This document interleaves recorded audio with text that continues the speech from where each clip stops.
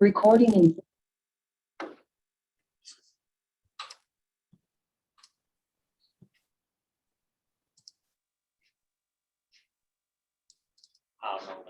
Wait a minute, it's down here, balls, I think.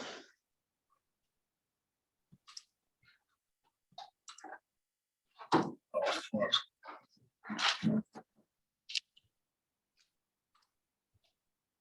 I'm getting that meeting. Chris Stewart teaching us how to do ventilation. Hey, Dorian, you're not muted. Okay.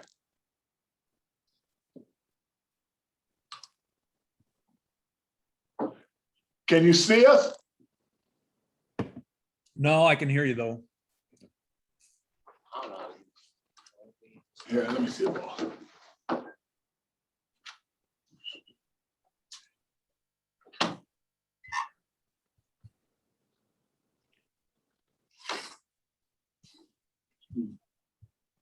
Let's do this.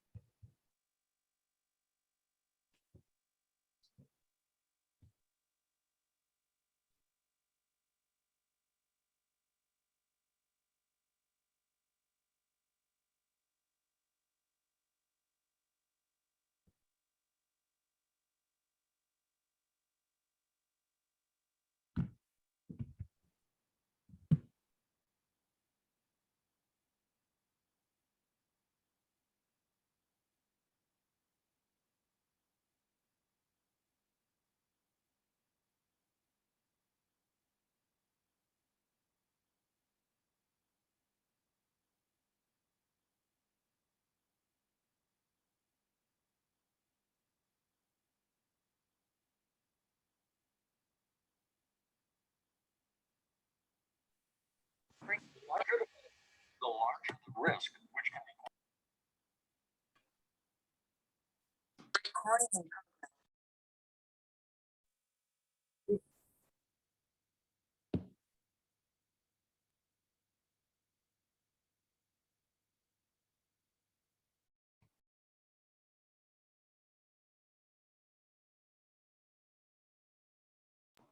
Hey Chief, how's it going? Hey, Nate, what's happened? Nothing much. Just getting ready for today. Right on. Glad to have you. Thank you. How you been? Oh, I'm hanging in there. Good, good.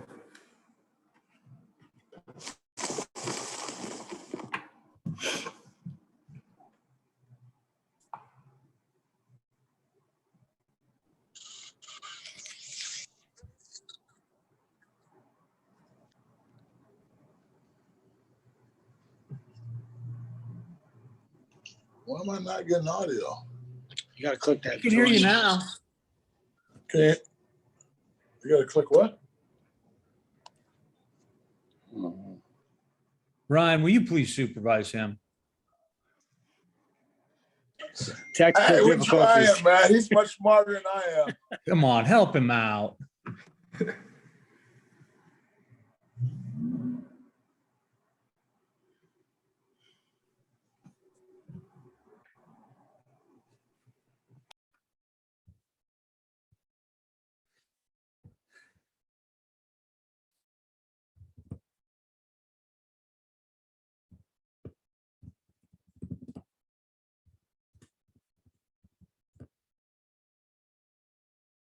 I'll send it to you right now.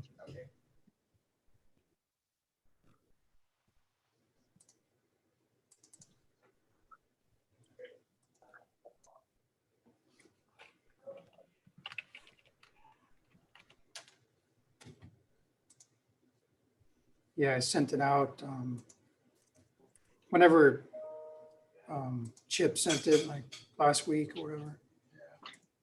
Hey, Seuss, your mic's not muted, brother. Oh, sorry about that. No Thank you. worries.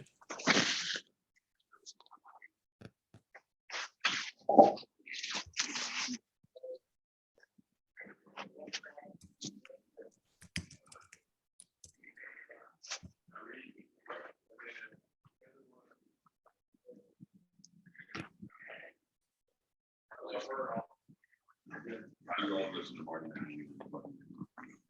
better than this.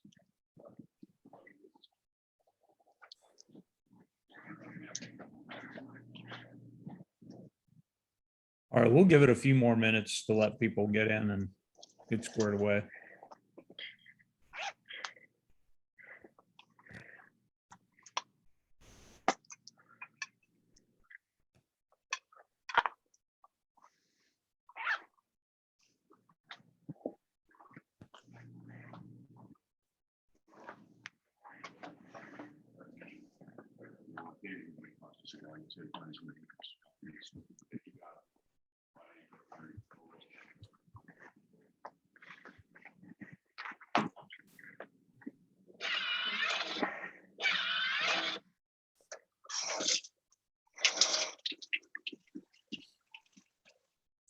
Hey, Kevin, your mic's open, buddy.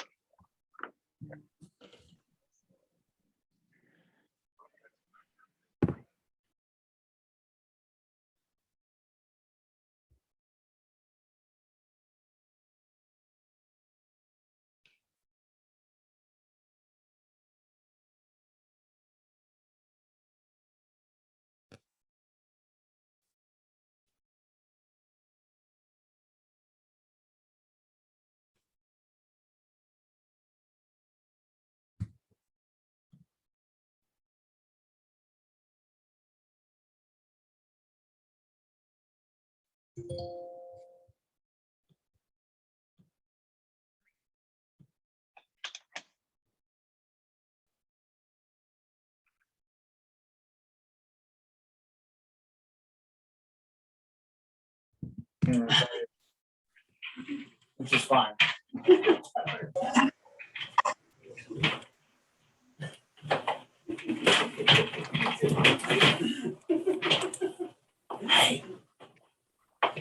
Let them know this ain't ancient. Whole professionalism over here, you know? No, this is a fucking non-giggling room, Adam. It's a non-giggling room. Can we keep it down? We may have a customer like that. That motherfucker. Get in there, Adam. Hey, C. Pearson, your mic's on.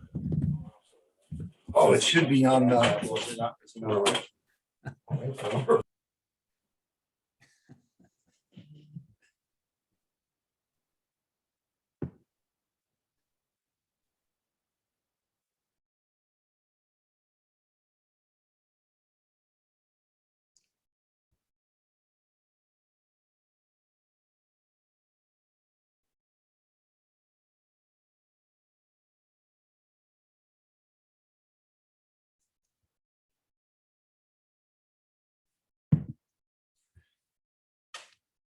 All right, guys, we'll give this to, 5 after or so.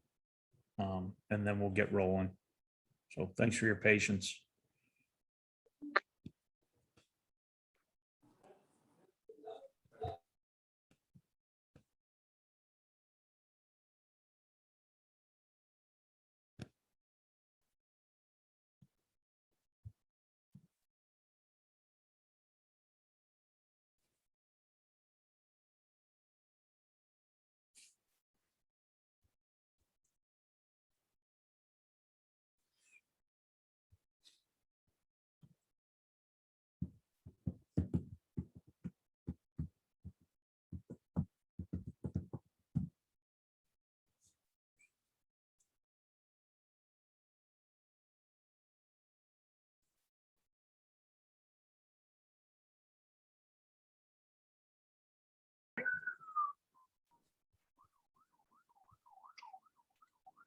Based on the info that we have on the patient condition,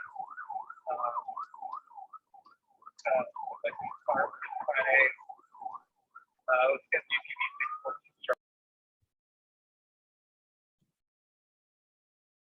614. They use Harvard Planning, book for UPV 614 is back up.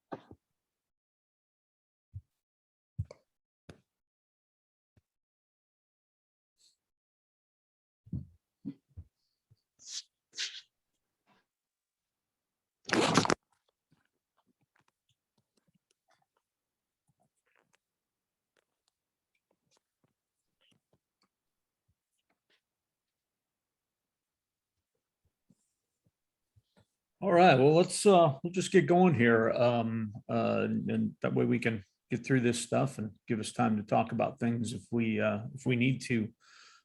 So thanks for being here. This is Chris Slayer's group, Tactics on Tap. He and I had been talking about some UL stuff and came up with the thought of maybe we should have a discussion on here about some of the things that have come out in the most recent coordinated fire attack reports and studies from UL. My name's Chris Stewart. I've been fortunate enough to be a part of the technical panel for the coordinated fire attack studies and acquired structures, and was I was able to attend a fair amount of the experiments that took place during this study, and then as a member of that technical committee, then we get to have input and discussion and thought into the tactical considerations moving forward for the fire service. So I have a little bit of knowledge about it. However, I am not a scientist. I definitely do not have all the answers. I do have some foundational knowledge. I have some experience of being present and being part of some of the conversations that took place in not only deciding how we were going to do things, but evaluating the results. So I've got a little bit of insight. My goal today is to take two of the studies, the study for single family residents and the study for multifamily residents or garden apartments, and take a few of the experiments that were of particular interest to me, and especially the way we do things in the valley in the Phoenix area, and then have a discussion based on what experiments took place, what did we learn from them, and how does that apply here to how we do business. And so, I'm not going to talk a ton about tactics today. I'm certainly not going to talk to you about how to ventilate anything. We're more here to talk about the recognition of conditions, take a look at the experiments and what actually was happening on the inside, so to speak, and then what are things we can walk away with regards to coordination. And one of the big things that we had to do in the very beginning of this process is kind of define what coordination meant to us, and what are we trying to coordinate on the fire ground. You're not going to learn a bunch today or hear me say that we absolutely should always do something or we should never do something. We have a lot of quality practices on the fire ground, whether it's for fire attack, whether it's for ventilation, whether it's for search. What we're learning more is how do we best apply those, and when is the best place to apply certain types of tactics in those scenarios. And honestly, for the absolute outcome is what's best for the community, right? What's best for the potential victims, and then what keeps us as safe as possible doing it. Because the facts of the matter is if we're not safe, we can't be effective at our job. If we're doing things that are dangerous and negatively impacting our welfare, there's no way we can do what the community expects us to do. So that's my view and my perspective of that safety element. So Anybody got any questions, any thoughts going into this before I get rolling? I would really prefer this to be a discussion. I do have a fair amount of stuff that I want to talk about, but if I say something that doesn't make sense, if I say something that it maybe even be contradictory to what is the general understanding, throw it out there. Let's talk about it. Let's get through that. Believe me, my mind is as open as it probably has been throughout my entire career to looking at things and figuring out, well, does that make sense, or should we consider something else? So yeah, everybody good? We good to move on? Right on. I'll take that as a yes. Cool. So today's conversation, like I said, will be based out of two of the three studies in the coordinated fire attack research, but let's start with a little bit of a conversation about what fire behavior knowledge and information and data do we have right now, and how is it driving our decision making and our perspective, our strategic level perspective, as ICs, or our tactical level perspective as company officers or folks working on the fire ground and trying to apply the things that we need to achieve the tactical objectives, right? So what we did here in the Phoenix Fire Department is start looking at taking all this information, because there's a lot of it, right? And there's a lot of things to wrestle through to get clear, simple delineation, direction and objectives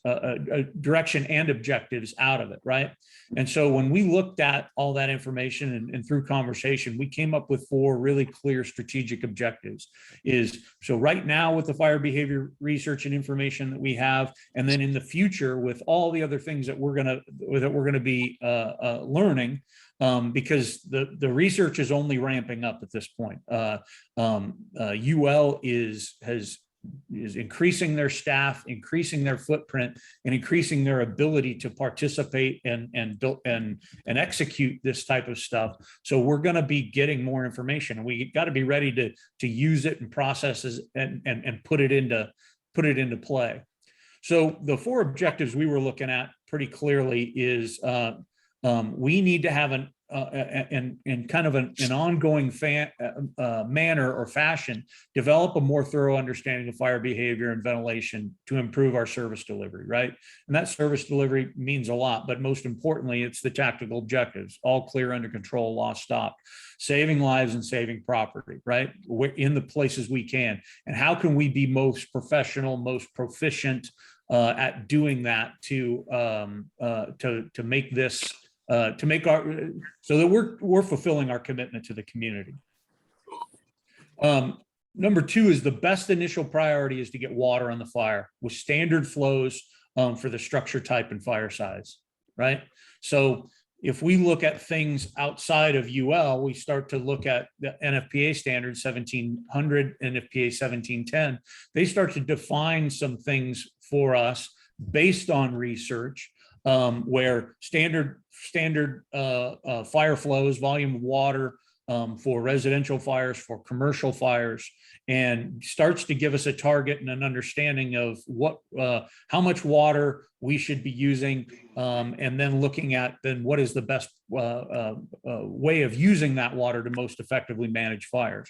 We know putting water on the fire and knocking the fire down improves the interior conditions, of structures significantly, and that has a drastic positive impact on life safety.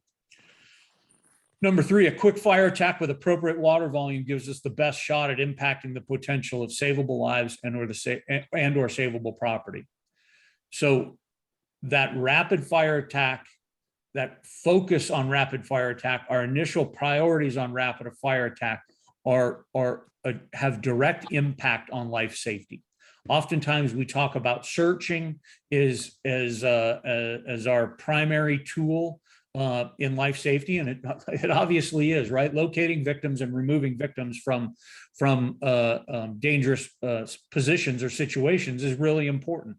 But if we're able to either simultaneous or in some manner coordinate putting water on the fire and getting the people out, we are creating a much more or a much better environment for us to actually save people who are in positions that need saving. And then lastly, sequencing ventilation simultaneous to or after fire attack to remove smoke and gases that are most threatening to savable victims is the best form of ventilation.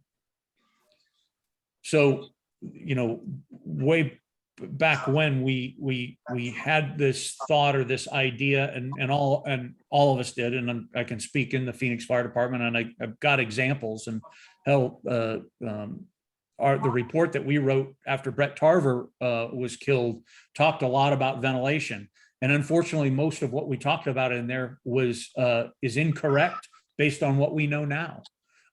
We thought it was right at the time. We thought it was very just. We thought it was important, but in fact, it wasn't accurate. We know a lot more now. So knowing and understanding when and how to sequence ventilation and any form of ventilation, whether it is opening doors, opening windows, taking out windows, vertically ventilating, any form of ventilation can create positive and or negative impacts for us on the fire ground. And we need to recognize those opportunities and be in control of those opportunities to make it, to put us and the victims in the best possible positions.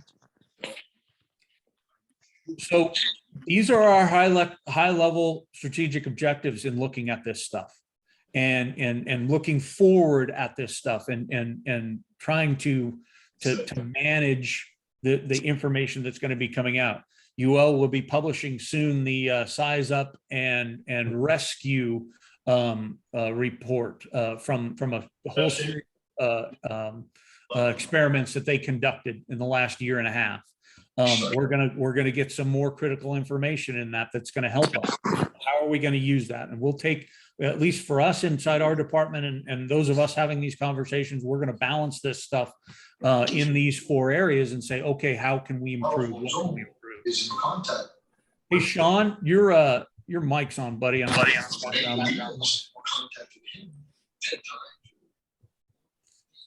Any questions or any thoughts on this?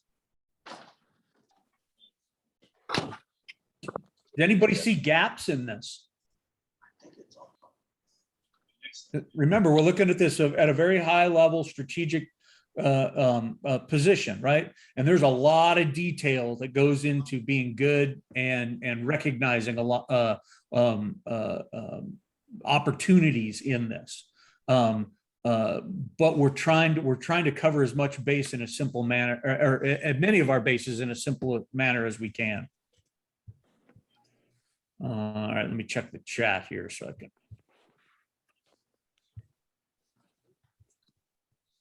Okay, cool.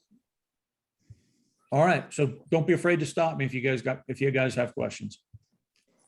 So if we're looking at it from a strategic position, pretty simple, clear directions, direction to look at and to process this stuff. And then when we start taking that information and we look at more tactical level considerations for us, is what is the information telling us and how should it impact how we're operating on the fire ground? And how can we condense a lot of stuff, thousands of pages of research, tactical considerations, and detail of the experimentation to help us clearly define what it is we should be doing on the fire ground. And so we were able to identify things that we pulled out of all of this information, not just the most recent stuff, and said, okay, how does it impact what we do? And the things that we came up with, I believe there's actually 14 of them.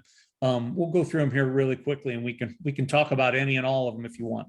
So water on the fire has the greatest single impact on savable lives and property. That's kind of a strong statement, right? But we need to recognize how important water is in the life safety challenges that we have on the fire ground. And if we can make the environment better by putting water on the fire when we have the opportunity to, right? We're not always going to, there are many situations and instances where we come across victims before we come across the fire and have the ability to put water on the fire. So we should be able to manage those victims, remove them. We should be actively looking for them, all of that. But we know that if we're going to improve the conditions on the interior of that, that makes our ability to conduct searches that much greater. And it improves our likelihood of being successful. It improves our likelihood of finding the people that we need to. So when we have the opportunity, we absolutely need to get water on the fire. And have that mindset. And initial company officers, initial firefighters, especially nozzle firefighters, need to have that in their head. And when they have that opportunity to hit the fire, they need to hit the fire. Rescue should absolutely be coordinated with a fire attack for the greatest impact on savable lives. Is so when we have the opportunity to either sequence our actions based on the conditions, based on the structure, an effective manner, then we absolutely should, and we should be conscious of that. Our ability to size up what's going on the fire ground, both from the exterior and the interior, allows us to prioritize or sequence those things to better impact better impact the savable lives, right? Yeah, our ability to actually make conscious decisions about the actions we're going to take, not just putting our head down and going as fast as we can, and we're just going to do something. Let's slow up slightly, pay attention to what's going on, process it, and make deliberate, conscious decisions about what we're trying to accomplish on the fire ground. A fire attack should be from the most advantageous position to impact interior conditions. So I don't care from what position you are in. If you have an opportunity in a reasonable, effective way to knock the fire down, improve those interior conditions, you should take it. If you're on the exterior, if you're on the interior, we should. It doesn't matter. I personally am staying away and not necessarily using terms like transitional attack, although I think it has values. I think a lot of those terms have been have created misconceptions in a lot of places, and become a tactic in and of themselves without a thought of what else is happening in the fire ground and how does it fit into all the actions that should take place on the fire ground. So we're looking at it simply as we need to put water in the fire from the most advantageous position.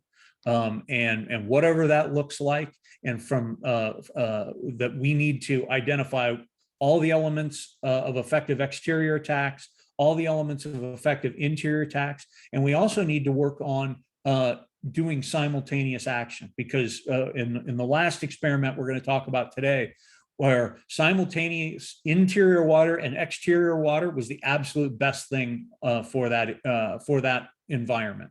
And there is safe and effective ways to do both, and they actually are highly effective at managing the fire. Any questions on that? Because that seems to be I don't know, maybe I'm preaching to the choir today, which is probably a really good thing. But a lot of the questions come up about, if we're talking about exterior fire attack, there's some expectation that we always make exterior fire attacks. And the answer simply is no, is we should make an exterior fire attack when the opportunity presents, and we should be able to recognize it, and we should be able to initiate it in an effective manner. But when you show up and you have vent limited conditions, an exterior fire attack is not the reasonable tactic at that point. Is we need to make our way to the interior and start looking for that fire, and then start conducting search operations in some form of coordinated manner. What do you guys think? You guys all right with that? That cause anybody any heartburn?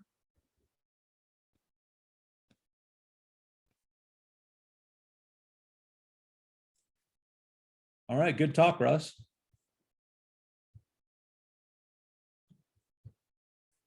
All right, so the next one, fire control must be determined from the interior for fires that extend to or start on the interior. So that's a little bit of a long-winded way to say is we should not be determining fire control until we are on the inside of the structure and we've been able to thoroughly assess the opportunity, the potential for extension into whatever spaces surround or our exposures for that fire compartment. If Stewart, if we make a legitimate exterior attack on a fire. Jesus just sent me. He's like, hey, did you get this? Hey, David, your mic's on, buddy. Sorry, sir. Nope, no problem. If we make a fairly effective exterior fire attack, that's not the position to determine that we have fire control. We need to get to the interior. We need to do the things that we normally do in a standard manner in checking for extension and looking at the potential exposures before we're communicating fire control. It hasn't happened a lot, but there are instances across the country where fire departments and fire companies initiated exterior attacks. There was a delay getting to the interior. They felt as if they had fire control, and one of two things happened: is they ended up with a fire in some other space that they had not checked, and the fire ultimately ended up getting out of hand, and they had to do a lot of other things then to bring it under control, or they haven't made their way to the interior very quickly, and they've actually found victims. And most of the cases, the victims were deceased, and whether they were dead prior to that or not, it is not 100% clear. But if we have the opportunity to knock stuff down from the inside, we should get to the interior, and to get an all clear and to then ensure that we actually do have fire control. So next, fire extinguishment is best achieved by adequate water on interior surface of the fire compartment and then water on the fuel. So we know through a bunch of different research and a bunch of different studies now, the most effective way to cool interior environments and then to ultimately extinguish the fire is water on interior surfaces and then water on the fuel. Water on the interior surfaces drastically reduces that overall environmental temperature in those compartments, and it actually impacts the entire compartment, or excuse me, the entire structure. And then water directly on the fuel actually finishes off the full extinguishment of what is actually burning. So, and that needs to be done from again, any position. So if you make an exterior attack, that's the most effective way. A straight stream at the steepest angle against the ceiling has the best opportunity to not only coat the ceiling, but then coat all four walls, and drastically reduce those interior temperatures, and then the ability to actually put water on the fuels works fantastically, quite honestly. And if you are pushing your way down a hallway, if you are in a commercial structure, although those compartments are a whole lot bigger, your ability to put it out may hinge on your ability to get water on the surfaces, decrease those temperatures, and may give you a better shot. A lot of times in commercial buildings, we simply can't bring enough water, and because of the conditions, we may not be able to get that water in the right spot, and there's added challenges. But the physics are still the same. What is going to put that out is still the same. It's just whether we can actually accomplish it with the magnitude that we need to. That becomes the greatest challenge. So inadequate water volumes, ineffective water placement, or short flow times can improve conditions temporarily, but regrowth should be anticipated. Ted, hang on one second. Let me finish this thought and I'll come to you, buddy. So we had an instance here in Phoenix where we had a fire on the west side of town. The initial arriving crew showed up. We had fire. We had bidirectional vent out the front living room window, right adjacent to the front door. They moved up. They flowed water into the window. got a little bit of improvement on conditions, but not a ton, and then elected to move to that front door and push to the inside. By the time they made it inside, they had serious fire regrowth, and that rebound probably came back and ultimately was hotter and more angry than it was when they first arrived. And it ended up burning one of our firefighters fairly significantly, to the point where he actually left the structure, and the reflective tape on his turnout coat was actually burning, was actually sustaining combustion. I don't know that I would 100% believed it had I not seen it actually on video. So what happened there is through some investigation and some support and help from UL, is we didn't put water where we should have. We flowed water in there at not very steep angle. That water never actually touched any of the interior surfaces. It was actually going through the living room, going into the kitchen, and out the back Arcadia door. So we really didn't cool that environment. We didn't understand what was happening, and we didn't necessarily pay attention to the reaction of that. And when we moved in, we had some fairly gnarly conditions that they weren't necessarily anticipating. So we need to do a better job, not only of training our firefighters and having them identify what to do and those changes in condition. And if that doesn't happen like they believe it should, what are the other things that we can do to improve that interior compartment? Ted, what's your question, my friend? So in these studies, I'm just curious, when we talk about interior conditions, I always think of visibility as one of those conditions. Mm-hmm. And when they do the steep angle water to cover the surfaces and watch the water mapping, which was really impressive about how it disperses, is there any information on the visible conditions, the visibility after impacting the fire with those type of water streams? Yeah, what we're going to talk about it actually a little bit more in some of these other experiments, more specifically, but we're getting water into those spaces, straight stream. We're not moving it around. We're not entraining a whole lot of air into that compartment, getting water on the fuel, or excuse me, water on the surfaces. It is cooling. And what is happening is a couple different things. The scientists refer to it as gas contraction. And that is that rapid cooling. And the fact that we're using a straight stream or the largest water droplets that we can from our nozzles is we are getting very little steam production, and we are getting not a ton of disruption of that we're disrupting the thermal layer because we're dropping the overall temperature in there, but we're not stirring up that smoke mixture, that superheated smoke mixture, in a manner in which we have in the past by using a medium fog pattern, just flowing water into the air or into the environment. And so the visibility part of it, now it's difficult from a scientific standpoint to measure visibility, right? We typically need humans and eyes and paying attention to that. But on the incidents that I've been on, we're not negatively impacting visibility throughout the structure by putting water in those manners and using those techniques.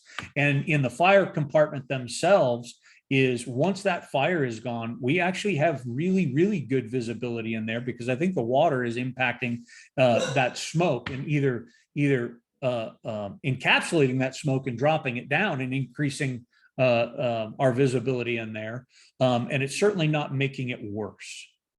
So I know that's a roundabout answer. Does that make sense? Yes, I'm good with that. Thank you. Bet. So fire attack on exterior fires that extend into the structure should begin at the exterior fire. This is an interesting one as well, in my opinion, right? We have a fair number of, especially our house fires in Phoenix, that start from exterior positions. Back patios are very common, that end up burning up into the eaves, burning up into the attic, or burning up into the structure, depending on if they have open windows or doors or not. And many times I have witnessed and or participated in my career is showing up that first hand line goes in the front door because we want to get a search done. We want to get an all clear. And then we end up engaging that exterior fire from an interior position. And I've witnessed and participated in it in kicking our ass quite a few times, and not recognizing until we put that exterior fire out, did we have a much better success on the interior of these, whether it's an attic fire, whether it's an interior compartment fire, or both. So recognizing how important that exterior fire is, and the fact that if we're going to be more successful on the interior, putting water on that exterior fire will make it better for us. 2 examples for us here locally, at least in Phoenix. I'll go back to Southwest Supermarkets. That was an exterior fire on the windward side of a supermarket that burned. We spent a lot of our time and energy on the front end, on the inside of that structure, and didn't manage that exterior fire as early as we could have. And then the fact that it was also a wind-driven fire is we had wind driving that into the building. And when you have an exterior fire being driven into a structure by the wind, is our ability to put it out from interior positions in any reasonable way or in any overwhelming way is extremely diminished. And then the same for Derek Block's incident on 47th Avenue. That was absolutely an exterior fire that burned up into the eaves and into the attic. They show up. They start to make their attack on the front of that, through the front of that house. They have failure of the window on the back. It also happens to be a warm afternoon with a little bit of wind out of the west. The fire began on the windward side of the house and created this tremendous Venturi impacted flow path into that house. And Derek and Luke got stuck in it. And Derek certainly took the absolute brunt of that. And I think that story's pretty well told. But both of those instances could have greatly been impacted by early water on that exterior fire. There were challenges on 47th Avenue to making that happen in the fact of getting to the back. But once a line got to the back, and if I remember right, it was a Glendale company that got to the backyard. Once they put that out, putting out the rest of the house was not difficult at all. So we have clear examples of those things happening right here in locally, at least for us. And we know now that's we have a much better, much more. We're much more likely to positively impact if we get water early on that exterior fire. It may not be the first line, right? It may be the second line, but early coordination of that matters. Wind-driven fires are best attacked with the wind at our back. So attacking fires, wind-driven fires, and we probably have more wind-driven fires here in the valley than we give it credit for. There's constant breeze in the afternoon, especially in the warm months for us. We just don't pay much attention to it, or I didn't pay much attention to it until it became a lot more. This type of information became a lot more evident. And so, anytime where we make a fire attack against the wind into the flow path or a wind-driven flow path, we're putting ourselves in a pretty dangerous spot. And Derek Block is probably the best example I can think of right now locally of that. Unfortunately, we had another incident in West Phoenix on Mother's Day in 2020, which was a weird windy morning. Storm was blowing in. We had a fire. That fire happened to start on the exterior of the windward side of this house, got up into the attic, and we lost the ceiling in the carport. And when it collapsed, it created enough pressure it was in the garage, not a carport, sorry. It blew the door open to the interior of that house, had a tremendous flow path, caused all those products of combustion to flash on the crew that was advancing their line on the inside. So we get those things here, and maybe we don't pay attention to that enough. Ventilation. So let's talk a little bit about ventilation. Ventilation should be sequenced simultaneous to or directly following an effective fire attack. Is conscious execution of ventilation in coordination with getting water on the fire matters. And we can talk about that more and how we actually have measured and defined that. Ventilation should be considered any opening to a fire structure or compartment that may impact your interior conditions. So opening doors, opening windows, taking windows, vertically ventilating, all of that can impact interior conditions because of either improving or increasing airflow and or in a positive way and or in a negative way. So all ventilation should be coordinated with fire attack crews. Ventilation should be coordinated with fire attack crews. That is incumbent on everybody on the fire ground. We are not into, this isn't just ladder company responsibility in managing when they're going to ventilate. It's everybody on the fire ground. So engine companies need to know where their line, the correct spot for their line to go from the very beginning to get water on the fire as quickly as possible. So we're not, so that the ladder companies can ventilate in the right sequence, right? And not make things worse on the interior. I've got some examples here in Phoenix of uncoordinated ventilation where the line didn't go to the right spot and the ladder company assumed that it had. We didn't have water on the fire when we vertically ventilate. We caused we've caused vent limited attics to flash over. That flash over has impacted exposures. We are working on that right now. We can do a lot better, and we will do a lot better. It's just about information. It's just about education. It's not. This isn't people who want to show up and do a bad job. This is not fully understanding what's going on. We can work on that and improve that. Ventilation prior to a fire attack or in an uncoordinated manner will make the fire conditions and tenability worse. That's a fact. We're adding air. We may have a small temporary improvement period that can last 10 seconds, 30 seconds, where it feels as if it's getting better. But I can assure you it will get worse if we don't put water on the fire and we don't manage the fire. Let's see here. Ventilation limited fires are best extinguished in a ventilation limited state. So not opening up those compartments prior to getting water in there and cooling those environments, getting water on the surfaces, getting water on the fuels, and then ventilating is our best option. When we ventilate ahead of that fire attack and we cause things to flash over or go to a free burning state, that increases heat release rate, and that increases the difficulty or the challenges we need to that we face. It makes it harder for us to put the fire out. Quite honestly, that's the simplest way to put it, I guess. And then poor execution or timing of ventilation will increase risk to victims and firefighters performing fire attack and rescue operations.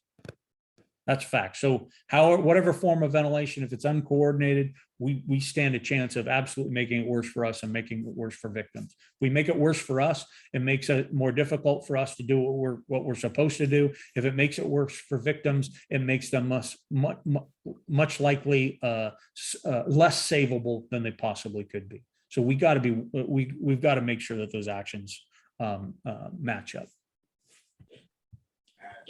So thoughts and considerations on this stuff. Any of this stuff not make sense? Anybody see it differently? I'm all ears.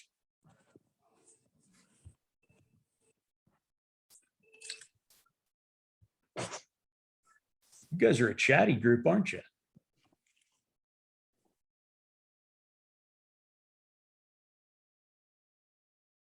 How about folks outside of Phoenix? Any thoughts here? Any do these make sense? And are we would you, or have you been able to implement clear ideas and thoughts like this into your tactics? And hell, maybe you did it way before us and you've seen success. Any examples like that? Hey, Chief. Yeah. Hey, Patrick O'Neill here. Just so I could get a little bit of clarity on this. I know it's pretty rare for a ladder to show up first on a fire.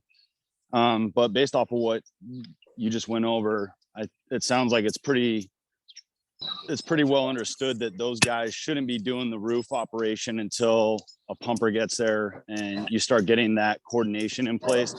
I know we always kind of hold off on ventilating for isolated attic fires, but is this something that we're going to start stressing to some ladder crews? Because I know those events are kind of far and few between when a ladder's first on scene, but I've certainly been on plenty of fires myself where ventilation was done before the first engine got there. Yeah. Well, so I know our ladder company functions committee. This is actually has been part of their conversations, and it's actually going to be part of their training coming up. And the same for the engine company folks, because I think this is a conversation. This isn't just a ladder company conversation or an engine conversation. It's us working together. So yeah, any form of ventilation that we conduct before somebody shows up and can put water on the fire, we have a high likelihood of making those conditions worse. Ventilation does not equal cooling in a pure sense. It's in entirety, meaning you go up and ventilate, it's gonna make it cool, or it's gonna cool the conditions off and then continue to be that way. No, you may experience a small period where there's some cooling, maybe some lift depending on the size of the compartment, but you will increase the heat release rate. You will increase the fire growth with that added air. So honestly, if ladder in our system, when ladder companies show up and they don't have water, taking the opportunity to either manage ventilation, like close things up and reduce the amount of ventilation, and engaging in search is probably the absolute best thing. And then coordinate once you get water there and water flowing, that whatever the best form of ventilation is, or the most opportune form of ventilation is for them. So I think it's a conversation for everybody to understand. And I can send you and anybody, I've got some fantastic pictures and videos of Phoenix where we ventilated early, right? We had uncoordinated, it's typically vertical ventilation, and it's in an uncoordinated manner. But almost on every single one of them, I can point to that the hand line is not in the right spot, and the hand line is not flowing water on the fire. So everybody's got some responsibility. Make sense? Gotcha. Thank you. Yep. Hey, Noah, your mic's on. There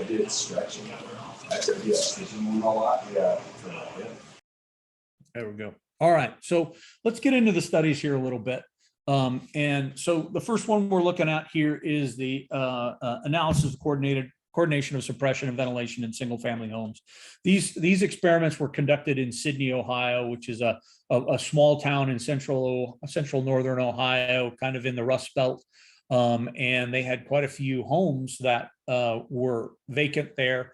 And we were able to come in, and I want to say we conducted experiments in, I don't know, 10 or 12 different homes in this community. Sydney Fire Department was fantastic to work with and really helpful in kind of making this happen. The folks that are the authors here, Jack Regan, Julie Bryant, and Craig Weinschenk, they were the primary authors of this. They're all research engineers at UL, some incredibly smart and talented people, I might add. But the whole UL staff is involved in this, and they just kind of figure out who's going to take ownership of it. And it's always important to me to give these folks the credit that they deserve, because they're incredibly helpful for us. And they are not only with what they're doing at UL does it matter, but when fire departments and firefighters and bosses have questions, they bend over backwards trying to get the information, the data, make it explainable, help define things. And quite honestly, I think that just goes, they don't get recognized enough for that. So the whole group of them is badass in my book. So today we're going to talk about two experiments, experiment 7 and 8. These were near and dear to my heart simply because they kind of match the way some tactics that are common for us here in the Valley with vertical ventilation. And really the difference between these two experiments is we have 2 bedroom fires essentially, or 2 separate fires with 1 bedroom as the firing compartment, and we're going to initiate vertical ventilation. And in the first one, we're going to do what we call indirect vertical ventilation. So cutting a vertical ventilation hole out, not above the fire compartment, out essentially outside of the fire room. And we're going to look at how does that impact not only the conditions in the fire room, but in the approach to the fire room and the hallway and the stairwell landing, and how does it impact the other bedroom? And does vertically ventilating in a position remote from the fire compartment, does it make it worse in any other compartments on the inside of the fire occupancy? And then in the second one, we're going to do direct ventilation. We're going to conduct vertical ventilation directly over the bedroom fire, if you will. And we're going to look at how does that cause any different measurements in the hallway, in the stairwell and the hallway approach to the bedroom, and then in the other bedroom or the uninvolved bedroom, I guess, if you will. So so in this part of it, we're going to get into some photographs. We're going to get into looking at the graphs, and I'm going to kind of go through the graphs with you. 3 years ago, a little bit of drool came out of my mouth when I looked at these graphs, but actually spending enough time with them and having people, really, really smart people, explain them to me, they become a really, really effective tool for us to learn if you know what you're looking for. So for this particular study, I just wanted to quickly mention the tactical considerations that were documented and written for this to help the fire service and guide the fire service, with the information that we learned from this. So one of the first things they were trying to do is an evaluation of the previous research findings in the laboratory. Now we've taken that stuff and we've moved it into acquired structures, into real structures in real communities. And are we seeing anything different? Are we measuring anything different? Is the laboratory getting similar results as to what happens in the real world? And the answer is yes, quite honestly. Physics are physics. It doesn't matter where they are, right? And so they were looking at water usage on residential structures, speed of transition and regrowth, so knocking the fire down or growing back, effectiveness of remote water application, placement of vertical ventilation hole, and survival spaces on arrival. We looked at timeline of coordination. We looked at maximizing the effectiveness of water application and considering alternative means of water distribution. And that has everything to do with where we're putting the water. If you don't have an intact ceiling, let's say in a bedroom, what are other options to be able to get water on the interior surfaces without having a ceiling to bounce that stream off of? And that's using window lintels, that's using door jams, depending on the direction of attack. If you're on the exterior, you can use the underside of a window lintel, which has really, really good effect. And if you're going down a hallway, you can use door jams to create the similar effect on that interior compartment. And then we're going to look at local ventilation and remote occupants. So ventilating right here, how does that impact the possible victims in the rest of the house? This one was interesting because the folks from the Illinois Fire Service Fire Research Institute came in, and they were working alongside UL, and they were trying to use what they call the victim package. And so they were using pig skin, samples of pig skin, which apparently is very similar to human skin. And they were placing them in different positions throughout the structure, near the fire, away from the fire, and trying to look at things like thermal exposure on skin to determine, is there a better way to measure tenability? Is there a better way to measure survivability? And in the end, it wasn't necessarily that great. I think they learned a little bit of stuff, but it wasn't earth shattering. And interestingly enough, we've gone on to do other experiments where they're not using those same methods and those same victim packages. So I think they're essentially are going back to the drawing board to see if there's a better way for us to measure that. So here's the home that we're going to use for these two experiments. Again, it's a two-story house. I would say traditionally the houses like this aren't very common in the Phoenix area, but given our modern home design, we're seeing a lot more in the Phoenix area and in the Phoenix regional area of homes built similarly to this on small lots, but they want to maximize the square footage by making them two stories, some with a basement and that. So I would say that we're going to see these more often as we move forward. So let's talk about experiment number 8. And this is the remote ventilation one. So we're gonna do indirect vertical ventilation followed by a fire attack. We're gonna have a single second floor bedroom fire. Two of the 3 windows in that bedroom are going to be open at ignition, and they'll be open throughout the fire. We're going to conduct vertical ventilation with a 4x4 ventilation hole over the stairwell landing outside of the bedroom. So remote from the bedroom itself. And the reason why this is a 4x4 ventilation hole, which is not necessarily typical for us, we typically do 4x8 roughly here in the Phoenix area, is when you see the roof surface up there is 4x4 was about all you were going to get, and with, you know, in a real scenario with firefighters up there. So it made sense. And 4x4 is very common for a lot of other fire departments outside of the Southwest region here.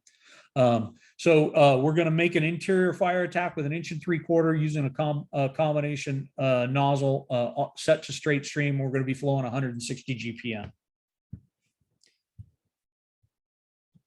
So here is an overview of the house itself. This is the first floor here on the left.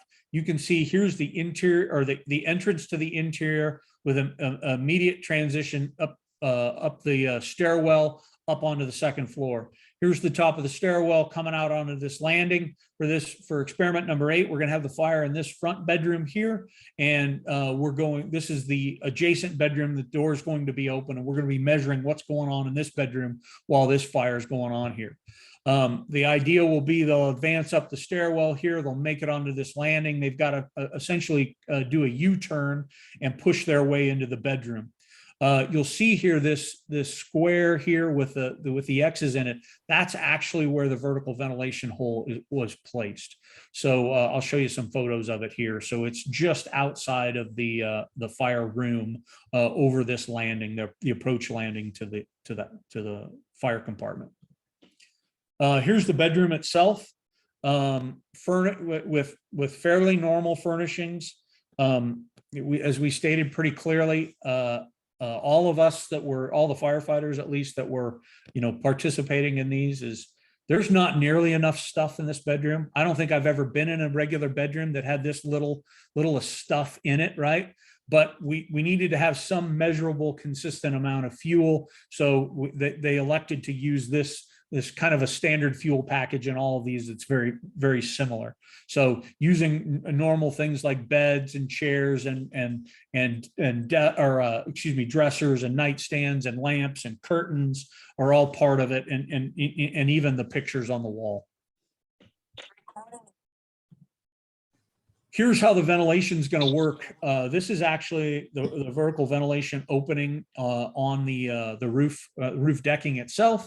It's going to be opened remotely from the ground. You can kind of see there's an eye hook here and a cable attached to it, and then there's a cable running to the ground. So when all this is sequenced and at the right time, they're going to open that. The picture on the right here happens to be the interior opening into the ceiling for that vertical ventilation. This eye hook here is going to be connected to a cable, and when it's time to open the ventilation hole, they're going to open the top. And then they're going to open the hole in the ceiling here, sequenced. This is the bedroom door that leads into the fire bedroom. We are standing, or this picture was taken. I was standing on the landing on the approach into that bedroom at the top of the stairs. And so here is a three-dimensional diagram and kind of a timeline of events.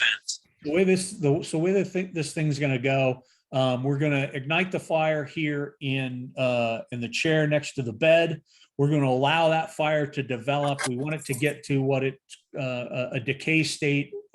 So we want it to peak, and then we want it to start to decay once it's kind of maximized its efficiency, and then it's starting to go down because it's not able to introduce enough air into there to maintain that free burning state.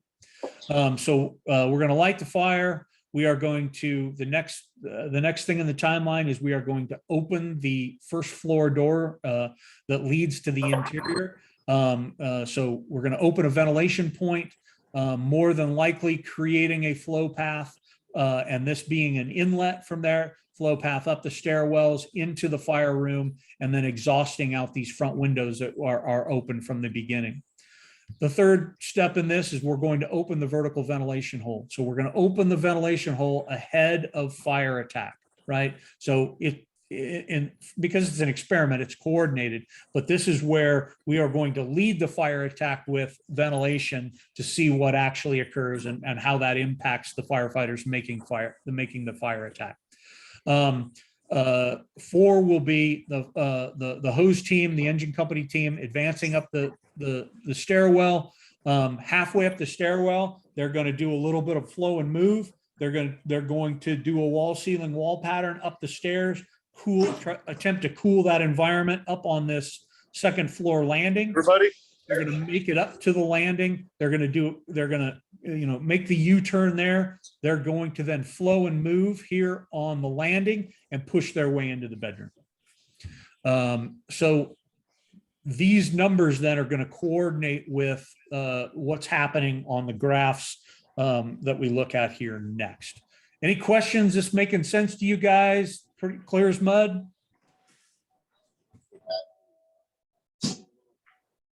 Okay, right on. So when UL goes into places like this to conduct these types of experiments, they work with local fire departments. So actually it's the local Sydney firefighters that are going to be making this fire attack for us. They're going to have one of the research engineers with them and kind of directing what happens. There's a lot of preparation. Kind of our involvement as a technical panel and the useful engineers is making sure that everybody understands the tactics that we're going to be executing in a standard manner. Hey, Mitch, your mic's on. My volume down. So that we get some consistency and that the tactics that we're going to be using are everybody knows what's going on and we're not making things up as we go. Hey, Mitch and Carl, your mic's on.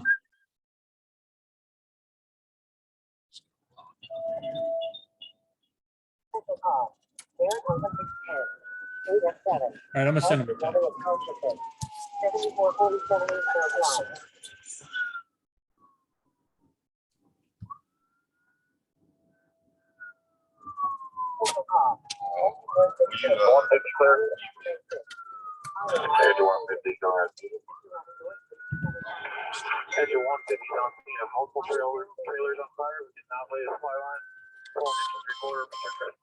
Well, at least somebody's getting to do something. All right, so any questions about this? Any questions about the layout here?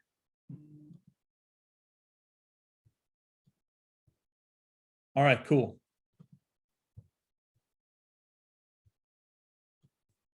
All right, so let's move on. So let's take a look at our first graph.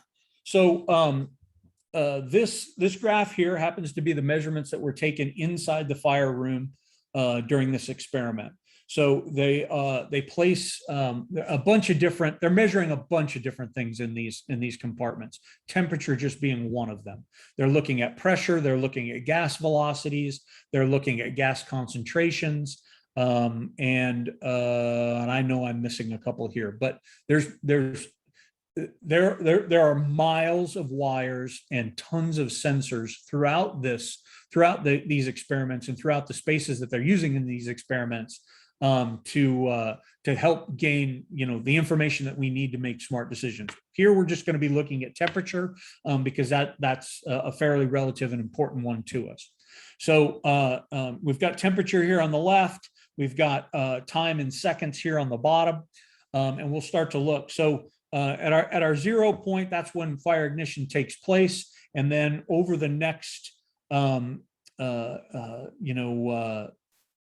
or 4 minutes here, we have the growth and development of the fire, and you can see that through the temperature. Each one of these colors represents a position of height inside that inside that fire compartment. And as you can see, over the first 5 minutes, the last 2.5 minutes is where that greatest fire development happens, and we start to see peak temperatures up over 1,500 degrees in that compartment.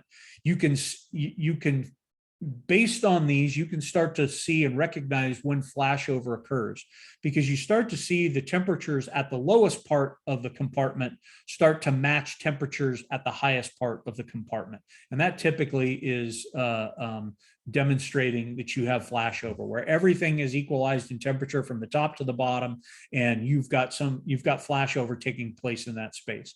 So here we have the temperatures at the floor reaching 12 to 1,300 degrees, while you have temperatures at the ceiling reaching up near 17 to 1,800 degrees at its peak.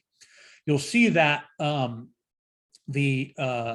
once it reaches its peak, it starts to decay a little bit, and we start to see that steady state that they talk about of maintaining enough air to maintain what's going on in there, but not to allow it to accelerate beyond any point here.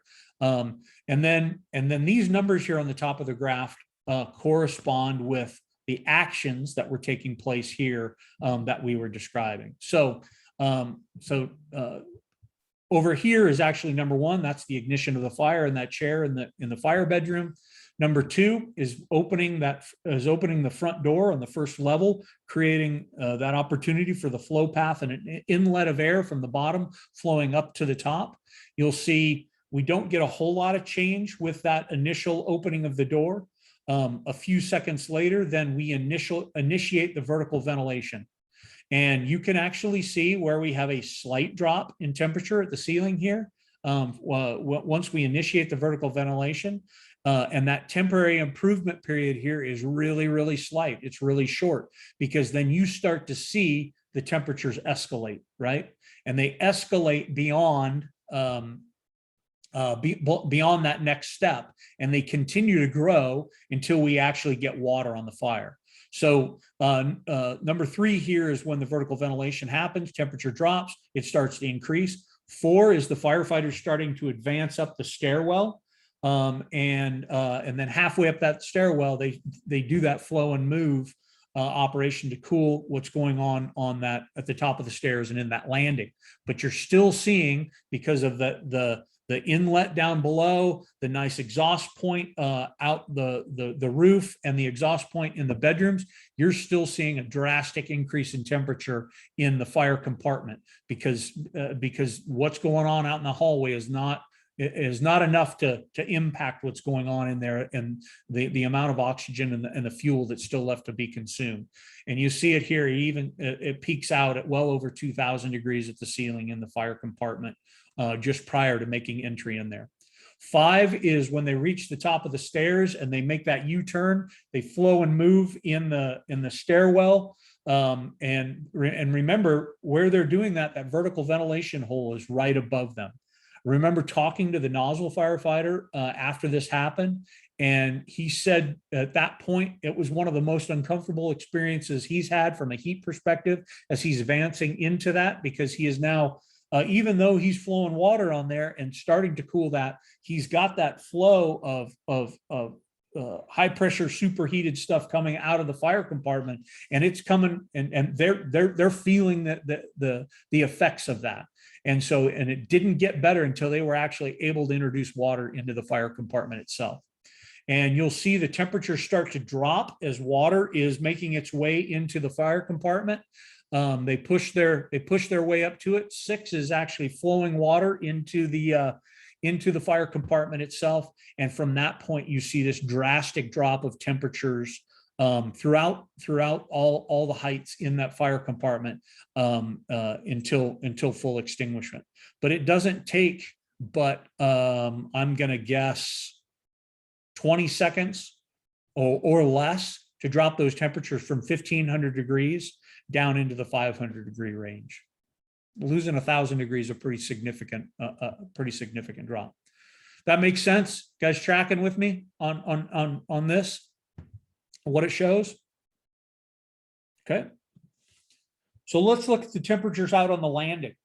So again, same timeline, same sequence of actions. Now we're just measuring the temperatures out on the landing outside of the fire compartment, and it happens to be the space where the vertical ventilation takes place.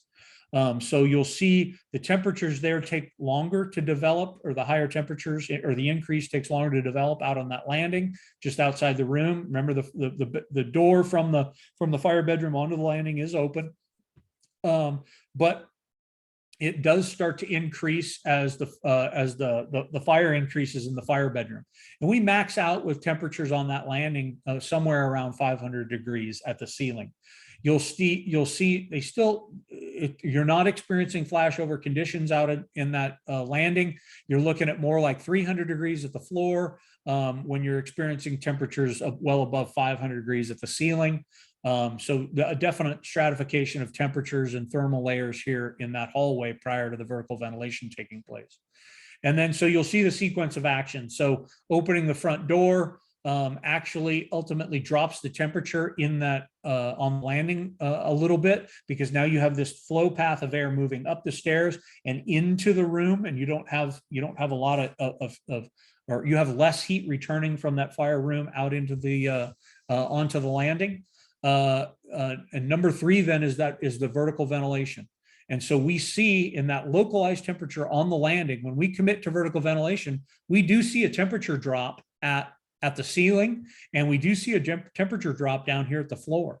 So at the point where we initiate vertical ventilation, we see an improvement there in that space. We're not talking about the fire room. We're not talking about the adjacent bedroom. In the space where the vertical ventilation happened, you do see some cooling.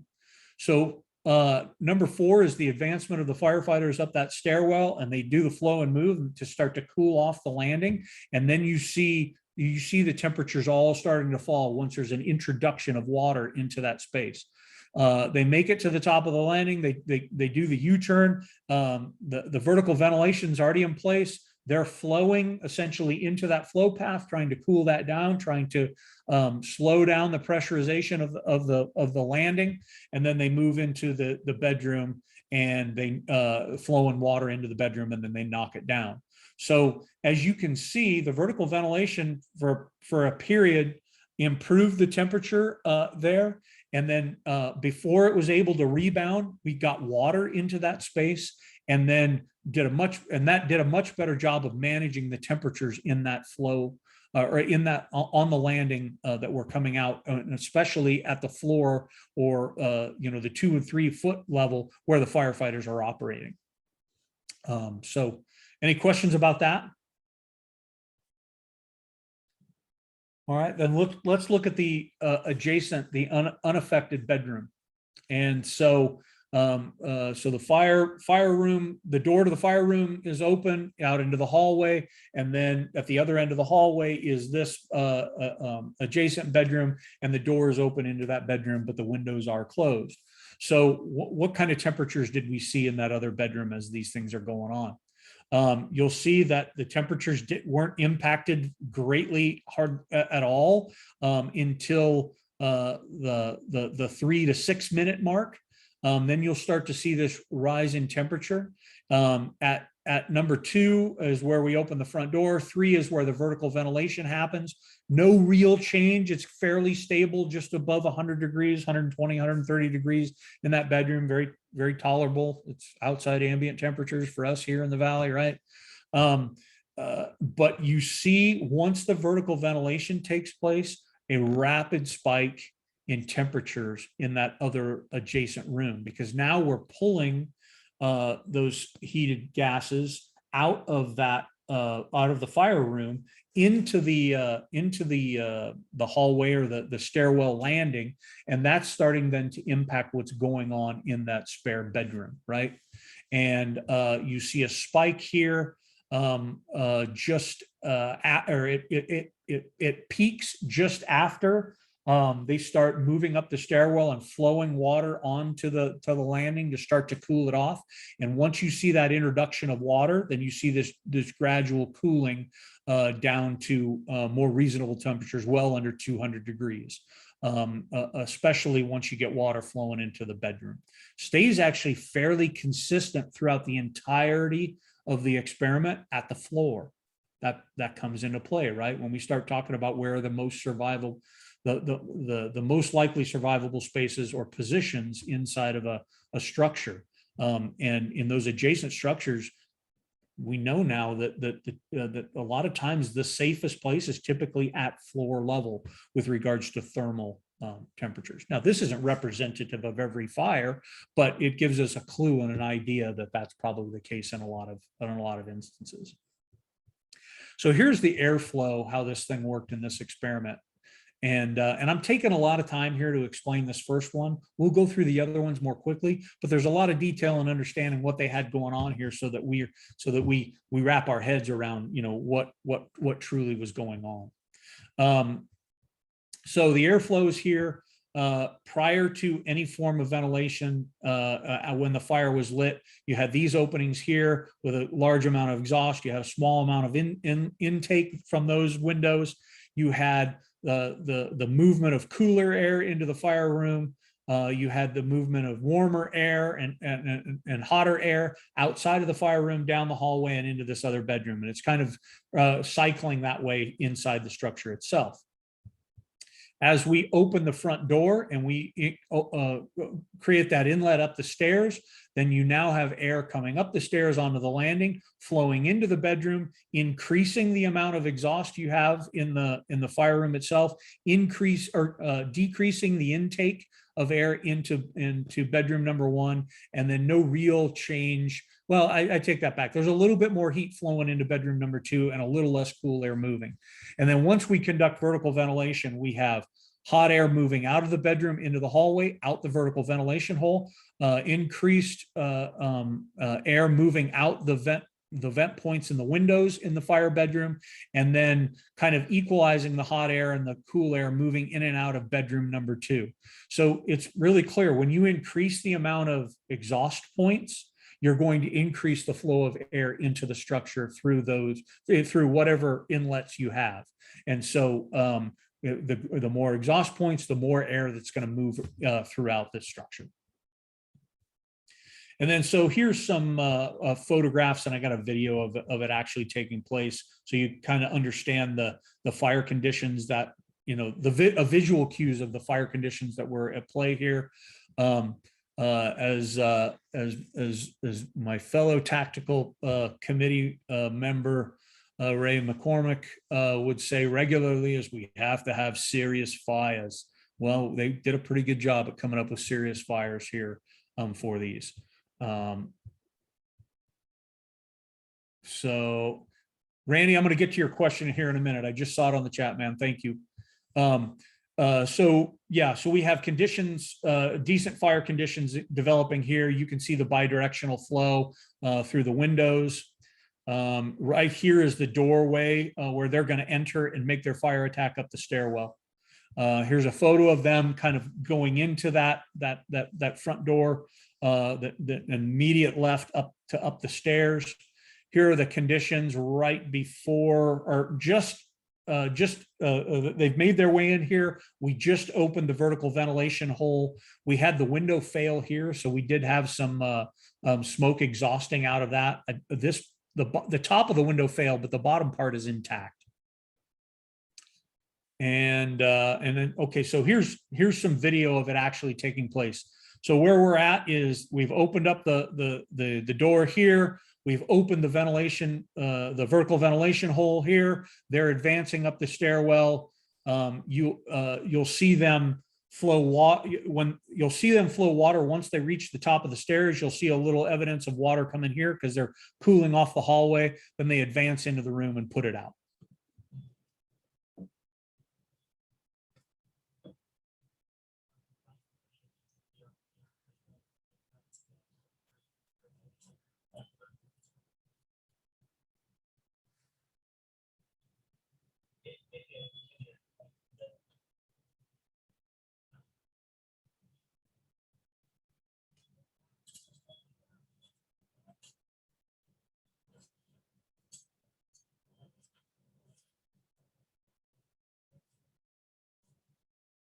So didn't take a lot of water to extinguish that. In fact, if I remember right, we used 120 gallons to put the fire out and overhaul it, a total of 120 gallons.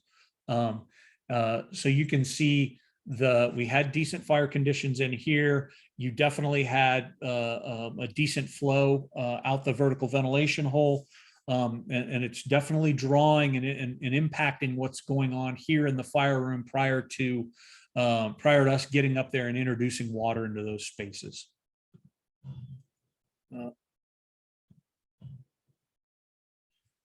So Randy, let me answer your question.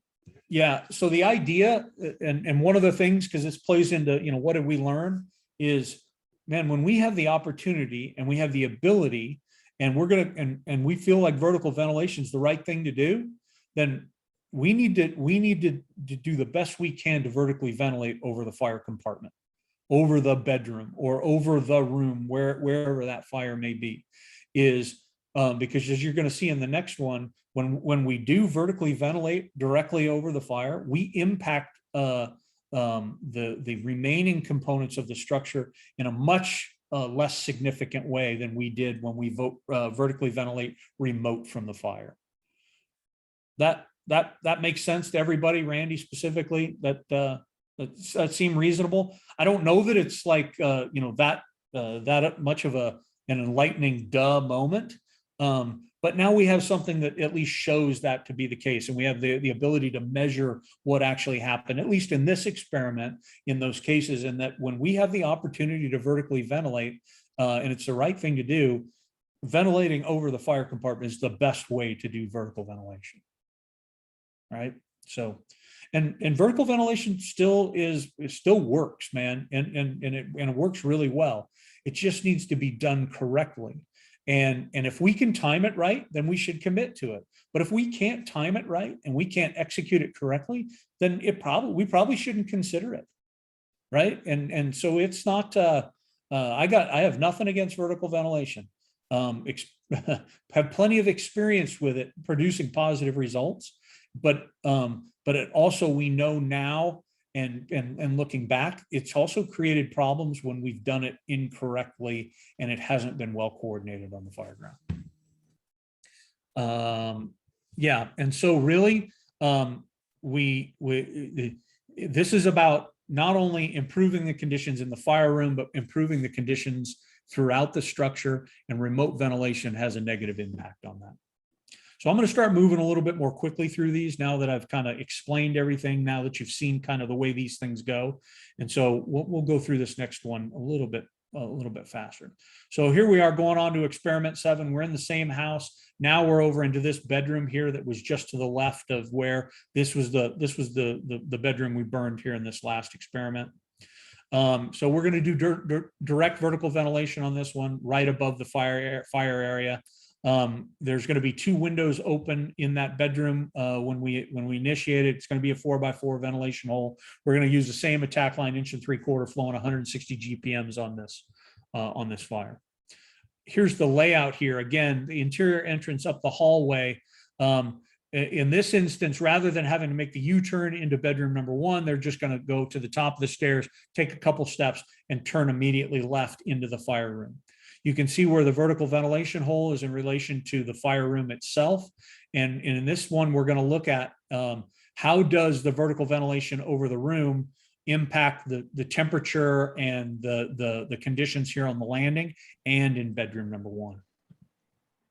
Here's what it looks like on the inside of bedroom number one. Again, it's the same type of furniture, chair, bed, a dresser, nightstand. We've got the curtains here. I do want to point out something that my contribution to this experiment specifically is Nick Papa and I are the people that hung these curtains. And so I hope you guys realize I may be getting out of this fire gig because I have a whole new world in front of me of interior design and decorating. And it's highly effective when you can just drywall screw the curtains right to the wall. You don't have to worry about any of the other stuff. So just an interesting fact about that. Here's our vertical ventilation. So our holes directly above the room. Here's the ceiling pull from the inside. You can see the cable that's attached to it. It's actually drilled down through the floor, and the folks on the first floor are actually pull that when it's time. You can see this. The cable actually goes up and over this arm here, and you'll see it in the video. They're up on a cherry picker, and they're actually opening the hole from that point. So again, here's the three-dimensional drawing. Number one is ignition of the fire. Number two here is actually failing of the window. We had an extra window fail very early on, and it actually helped develop our fire conditions a little bit more significantly. 3 is going to be opening this front door. 4 is going to be the vertical ventilation. 5 is going to be moving up the stairwell. They're going to do the same thing with a flow and move. They're going to hit the landing, and then they're going to cool the landing off and push into the bedroom. So here is our temperature graph for the fire room in this experiment. So you see about the same time on development, but we've got almost this vertical climb at the 5-minute mark of temperatures. And in this one, we were up well over 2,500 degrees at the ceiling. Well, pretty much throughout, over 2,000 degrees throughout the bedroom. Line 2 here is the failure of that bedroom window. So it had added just a little bit more air to that environment that allowed these temperatures to spike that much more. It comes back down to that steady state and starts to decay, ever so slightly as we're moving through. So once we start, the operation in there, we're still well over 1,500 degrees in the fire room. Line number 3 here is opening the front door. And creating that ventilation point. Number 4 is opening the vertical ventilation into the bedroom, or above the bedroom, excuse me. You see a little bit of temporary improvement there, and then you see the temperatures start to go up. 5 is them making their way into the stairwell. This blue shaded area is the time in which they flowed water. And you can see is once they start flowing water here, you get a little bit of improvement in the fire room itself. We're still flowing water remote to the fire room.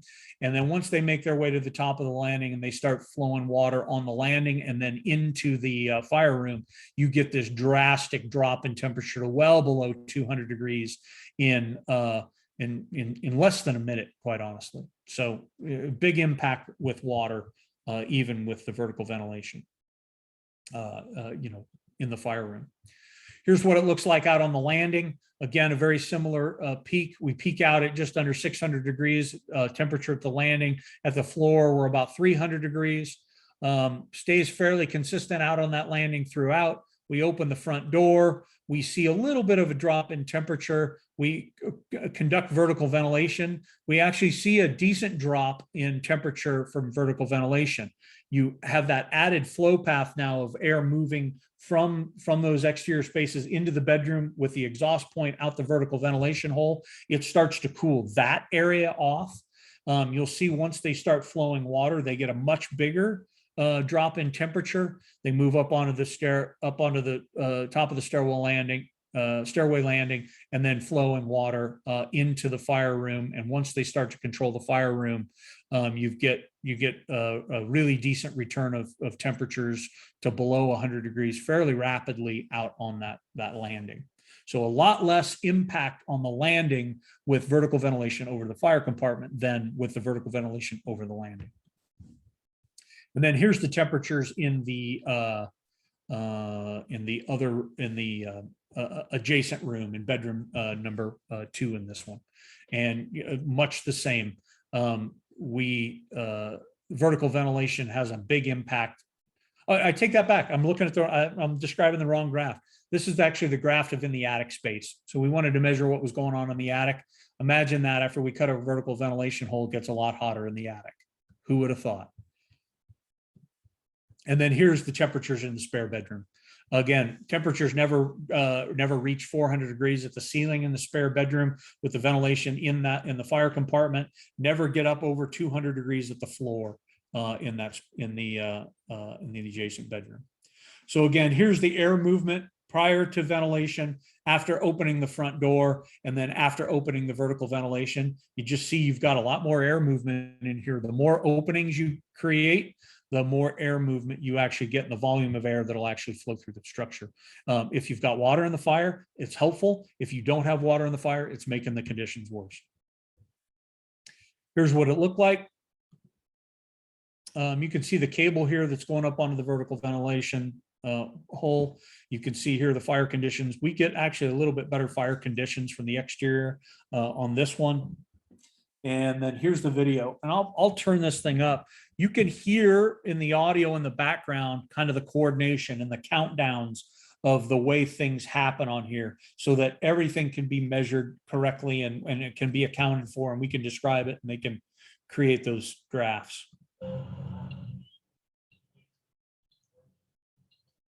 So now they're opening the front door, making their way into the hallway. Vertical ventilation hole gets popped, interior hole gets popped. They're moving into the stairwell, flowing water on their way up the stairs. Get to the top of the landing. You've got fire conditions increasing with that vertical ventilation and the opening down below. Once they get up to the landing and are able to put water in the space, you see a drastic improvement in conditions.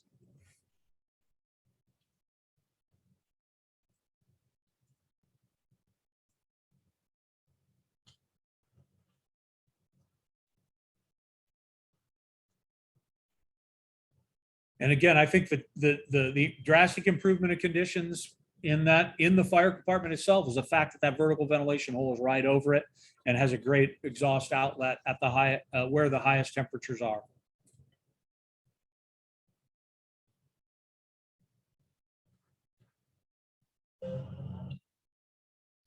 All right, so if we're going to compare the two, it's super clear that if we're able to conduct if we're committing to vertical ventilation, we need to be able to do it over the fire compartment when possible. We've got stuff now where we have the ability now to talk about the measurements and what it actually can do and how water impacts our approach to the fire and cooling those spaces as we're moving towards the fire. So there's some quantitative and qualitative information that kind of reinforces our decision making. So when we talk about the other things we learned here, when we were looking at interior tenability, we took away two things. So we know fire victims are killed by they are killed by two things on the fire ground. They're either killed by thermal insult or toxic insult. So when we're talking about thermal injury, we know that survivable. When we look at these experiments and all the experiments in this study, survivable spaces were present on arrival for most of our experiments at some point, or it seems in many places in the fire occupancies. Even some of those spaces were intimate with fire, meaning that they were immediately adjacent to the fire, or quite possibly were survivable from a thermal insult perspective in the fire compartment itself. And even with post flashover fire. And the closer the victim is to the fire, the greater potential for thermal injury. I don't think that's very striking, but at least we could say it very clearly now because of the evidence. When we look at toxic exposure is not as strongly related to distance from the fire or from the fire room as thermal exposure. So you can sustain serious toxic exposure being in adjacent rooms or in other locations of the occupancy. And you don't have to be immediately in and around the fire to actually experience the serious toxic exposures. But we also know that many of the experiments had not reached the threshold for incapacitation at room elevations close to the floor. So again, the safest place for us to be in any location in these is at the floor. And so when we search, knowing that those are the most survivable spaces, we need to be considering that. In an extinguishment, highlighting a need for wetting interior surfaces. So the more water we get on interior surfaces, the better we make the conditions on the inside. Gas cooling alone can give the impression that the fire was extinguished, meaning water on the surfaces can give us the impression that we put the fire out. And that can be a misleading cue, just like I talked about on the engine one incident for us. And then failure to wet the surfaces can enable regrowth. And that regrowth can come back bigger and stronger than it was prior to us putting water on it. And then with regards to coordinated action, so we demonstrated an increased need for fireground coordination. Regardless of the type of ventilation used, suppression is a key component of a coordinated attack. So ventilation without water will make conditions worse for us. And we showed it in here. So you guys got any questions? I don't know how mind bending that information actually is for us and from what we know, but it confirms a lot of things for us. And it should help drive our decision-making and how deliberate we are on the fire ground in ventilation in general and in vertical ventilation specifically. And if we're unlikely to be able to vertically ventilate over the fire compartment, we need to think long and hard about whether we actually are going to, and is it going to make conditions on the inside better? And if we're vertically ventilating because that's just what we do, and we're not measuring, is this going to make it, or we not understanding is this going to make it better on the inside? Then we shouldn't be vertically ventilating. But when we know, yeah, it's the right thing and it's going to make things better on the inside in coordination with what the engine's doing with putting water on it, then commit to it. And then it's worth it, right? It matches, it meets up with everything in our risk management plan, quite honestly. So Randy's asking about any thoughts on PPA. I am not a PPA expert. I have read the PPA study. I understand it a little bit. We've messed with it and had conversations with it as we've gone through, as we went through these experiments. What I know and understand of it, there is a time and a place where introducing a positive pressure ventilation can have positive impacts on managing the flow path on the inside of a structure. What I am most concerned with, or maybe I'm the least educated in, is there's a lot of variables to manage prior to or when committing to PPA, and so I guess the thought in my head is, if we're going to engage in it, we need to be really clear that we can manage all the variables. And if we can, then maybe it's safe, and maybe there's a right opportunity to do it. I know at least in Phoenix, we're going to have to do a lot of educating and training if we were to ever dabble in that. And our ability to manage all those variables with the openings and the inlets and the outlets, and that is very, very difficult. It's very limited right now. So that's kind of my position on PPA. I think they define clear instances where it's beneficial. It's, can we actually meet that on the fire ground in a real way when dynamic things are actually happening? That's the challenge I see. That makes sense? Right on. Okay. So let's move into multifamily. Well, unless anybody's got questions. We cool? All right. Well, then let's move on to the multifamily, the apartments. So this one, similar setup, where we have an acquired apartment complex in Cobb County, Georgia, just outside of Atlanta, where we're going to go conduct quite a few experiments, and we actually got some pretty legit fires out of these, which was fantastic. We were working with Cobb County Fire Department. They were awesome. If any of you guys know Sean Gray, that's his fire department. So he was there working with us. In fact, he's in some of these photos as part of the attack team. So we had a really, really interested fire department there helping us kind of do what we were trying to accomplish. and we executed it. There were a couple times where, wow, we're going to light this fire. It's probably going to be pretty big, and we're not 100% sure what's going to happen. We may end up burning this whole building down. Unfortunately, that didn't happen, but that was the attitude: is we're going to do some real stuff here, and whatever occurs, and we're going to do our best to measure it. So we're going to look at 2 experiments, 3B and 5, for those of you who want to look at the report or have looked at the report and have any familiarity with it. So again, when we look at tactical considerations, we're looking at evaluating the things that we've already measured in the laboratory, now in a multifamily setting out in the real world, looking at survivable spaces, water usage, the impact of gas contraction. In layman's terms here, for us, that's steam production, or part of it is steam production. How water flow can impact the flow of gases, cooling while advancing, alternative water application to ensure sufficient distribution, and the impact of isolation from the fire for victims. We're looking at protection of egress stairwells. So what is our ability to actually protect the environment in and around stairwells for us to get up, or maybe for us to be able to remove victims? What the timeline of coordination really looks like is coordinated ventilation and suppression. We're going to conduct experiments with coordinated ventilation and suppression. We're going to conduct experiments with uncoordinated ventilation and suppression, and then we're going to coordinate post-suppression ventilation. So ventilating after the fact. We looked at size up and construction considerations. That'll play into the second one we look at, and then simultaneous interior and exterior water. And that'll be in the second experiment that we talk about. So in this first experiment, we're looking at a few things here. I'll explain a little bit about this apartment building that we were using. So here on the what we'll call the street side or the front side, they are 2-story apartments. They are wood framed with lightweight concrete floors in between. They have vinyl siding on the outside. That's a little bit different than what we normally experience. We don't have a ton of vinyl siding around here. But interestingly enough, this is, and it doesn't look like much from this picture, but these were built on a fairly significant hill. And so there are mirrored units on the backside of this, and there are actually 3 levels of units on the backside. All of them single level units, but the backside has 3 stories essentially. The front side has 2 stories. The third level on the backside is actually below grade.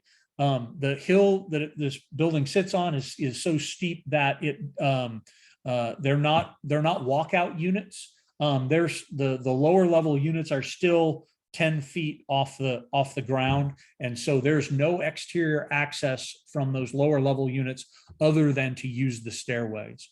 So we wanted to create this apartment building had open air breezeway stairwells prior to us showing up. When we came there, we wanted to measure how to manage the interior stairwell integrity of interior stairwells. So we sealed those stairways up and created closed stairwells that access all levels. So that'll play more into the next experiment than on this one.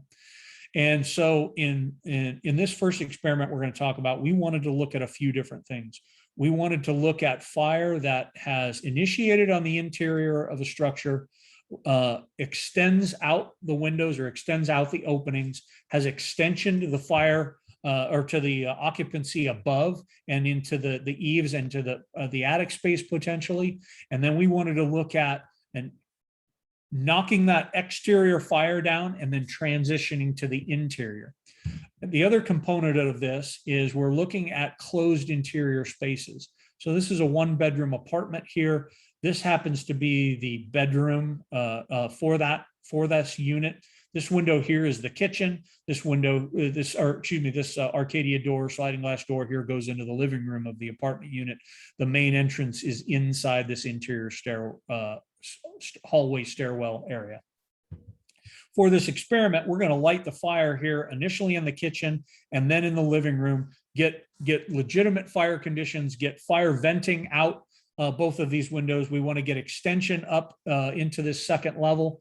And we want to look at not only that spread and extension of fire, but we want to look at the impact of what's going on in this bedroom with that bedroom door closed. So it is just a shitty hollow core bedroom door that's separating this bedroom from the kitchen area that where the fire is initiated. And we want to see what kind of conditions we can maintain in here with that closed door. How long will that door last? And what does that do to the interior conditions here? And making this, you know, a priority for search for possible victims. So let's get into this here a little bit. Here's an overview of the apartment itself. Again, first floor apartment, single bedroom, kitchen area here, bedroom area here. To accelerate the experiment, we actually lit the fire in two different places. We lit the fire in the kitchen here and allowed it to develop significantly. And then we lit the couch here on fire to help us with the fire conditions. And here you can see, here is that stairwell, enclosed now stairwell area with the front door here underneath the stairs that move to the second floor right here. And this door is going to be closed during the experiment until we make entry into that apartment.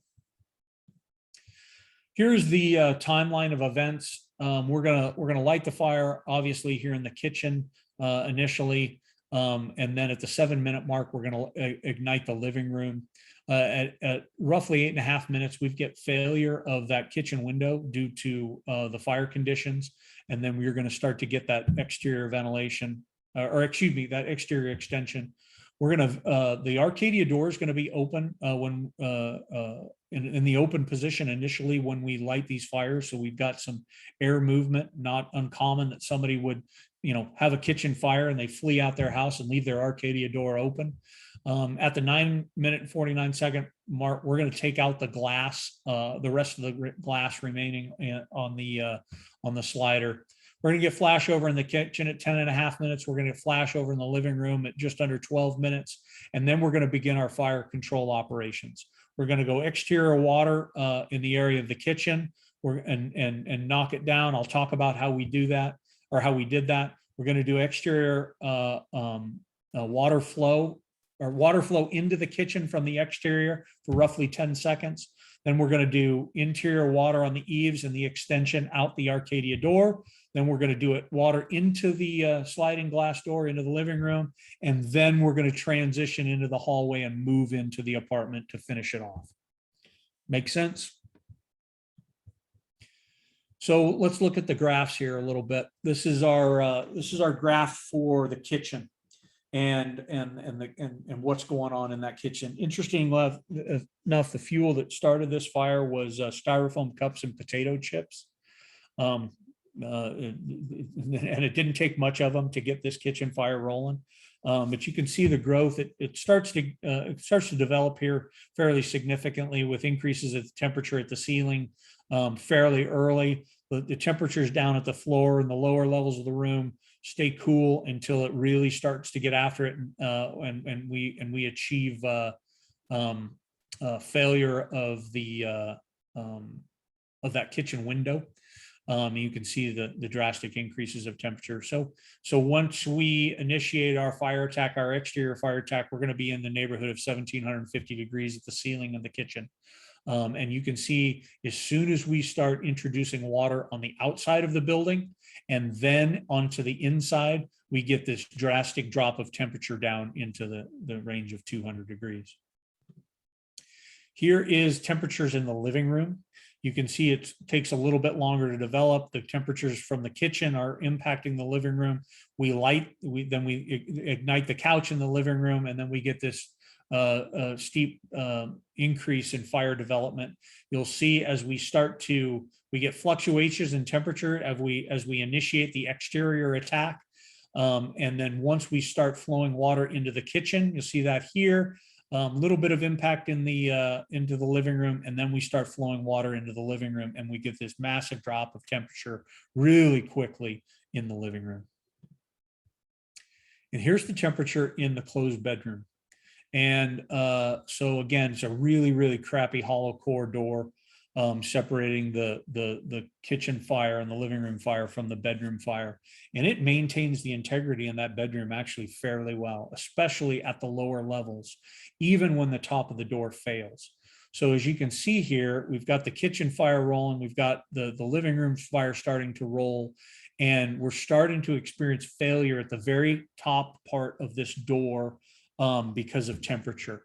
And once that door fails, you'll see that at the ceiling, we're experiencing temperatures in that bedroom upwards of 350 degrees. But down at the lower levels and at the floor, we'll steer in the neighborhood of 100 degrees. From a thermal standpoint, very much survivable environment, right? So it's important for us to recognize that. Here's kind of the way the ventilation's working for us here. Initially, when we light the fire, we've got inlet and exhaust here, bidirectional flow at the Arcadia door that's open. Here's the way it looks from the outside. Once we get the kitchen window to fail, then we get that bidirectional flow out the kitchen window and out the Arcadia door, and you see an increase in the fire activity because of that increased ventilation just by this small window in the kitchen failing. So let's go to some photos. So this here is the kitchen behind this window. Obviously the living room here. Here's the adjacent bedroom. You can see the development of the fire in the kitchen. It starts to grow, and as it starts to grow, you're starting to see smoke and heat exhaust out the Arcadia door in the living room. The fire will be on the couch will be lit in this area. When the window here fails, you start to see some fairly early extension out that kitchen window and up the walls and to the eaves here. Obviously, the vinyl siding is helping accelerate that. It's providing some fuel for us here. Not going to be the case if we have stucco siding in ours or a block or anything like that. So that's an added component here that we don't experience a ton. But here we've got the fire lit in the living room, and it's starting to develop. We've got the kitchen fire starting to get after it here. And then we're going to experience some fairly rapid fire growth. Great fire production here, right mixture of air, heat, and fuel. Here, we're still experiencing vent limited conditions in the living room, but we're going to help that out here in a minute when we take that window out. Once we take the window out, then we start to get a better mixture of air in there, and we start to get some decent fire development. So right before we make fire attack, we've got fire rolling out this window, involving the siding up into the second floor. We've got exposure into the second floor, and then we have the eaves are actually burning, and possible extension into the attic. We've got the same thing here. Now we have that exterior wood patio on the second floor burning. We've got the eaves burning, and we have serious extension now and exposure into that second floor space. We obviously now have the possibility of seriously endangered victims in the second floor apartment, and with possible extension into the attic, which is a big thing for us here, especially with a lot of the apartments that we go on. So this happens to be Sean Gray and another lieutenant from Cobb County. They're our attack team for this fire. And the direction that we gave them is we want to address the exterior fire here on the left side first. And then flow water into the kitchen window to reduce the temperatures in that kitchen area. And then we want them to move over and do the same thing, knock the fire down here on the exterior, and then flow water into the living room to the best they can. They've got a tough angle here, and then move to the interior through the stair or through the hallway and push into the interior and finish it off. And then we wanted to measure just how effective are we, or how effective are we at the exterior fire attack, and what does that do to the interior conditions in the interior, especially related to what's going on here in this exposed bedroom. So it doesn't take a lot of water. Again, we're flowing 160 GPMs. So our request is to do what we call an eave hit, sweep the eaves with the water first, slow down the acceleration of that fire and the exposure into the attic. Z pattern their nozzle down the exterior here, and then move up to the window and flow and move their line in an O pattern into that kitchen window to see what happens. And then hit the eaves here, knock all this down with the Z pattern, and then flow water off the bottom side of the Arcadia door into this space and see what kind of reaction we get or impact we get on the fire. And it does a pretty fantastic job fairly quickly. It doesn't take a ton of water to knock either the exterior fire down from either one of these positions. And then flowing water into the kitchen window, moving over here into this space. They knock that down really quickly, are able to get water in that Arcadia door really fast, and then they transition to the hallway. These are the conditions that are present once they transition into the hallway. So they want to get in there, get to that interior space as quickly as they can, so they don't get any rebound or any regrowth of anything possible inside these. So unfortunately, I'm standing here watching this whole thing, and I failed to take video of it. So I have some video that's been shared with me, but I need to clean it up so I can put it in this presentation. But so you had to deal with some photographs in this one. Sorry, no video. So here's a photo from one of the video cameras on the inside of the apartment. You see the fire rolling over here from the kitchen, and then you see the ignition point in the couch here that gets the fire conditions rolling. So here's what it looks like from the adjacent bedroom. Here is that hollow core interior door. The flashover conditions in the kitchen obviously are impacting this door. It ends up failing and burning away. But look at the actual integrity of this bedroom, even after everything that's going on just outside of it, and this door failing. We definitely have some smoke staining and had some smoke conditions at the ceiling. Remember, it was roughly 350 degrees up there, but we're still well below 100 degrees down here at the floor. So somebody in a chair, somebody in a bed, somebody on the floor is very much in a survivable space based on thermal exposure. So what did we learn? Really quickly, when you've got fire showing on the exterior like this, managing that fire on the exterior and then moving to the interior is our most effective tactic, right? And getting to the interior of this and trying to impact that from an interior out is not an advantageous position to do it from. We cannot impact the fire extension up into the eaves from an interior position in this fire apartment.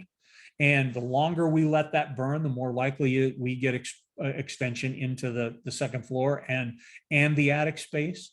And so slowing that down with exterior water and then moving to the interior gives us our most efficiency and greatest advantage to knocking these things out.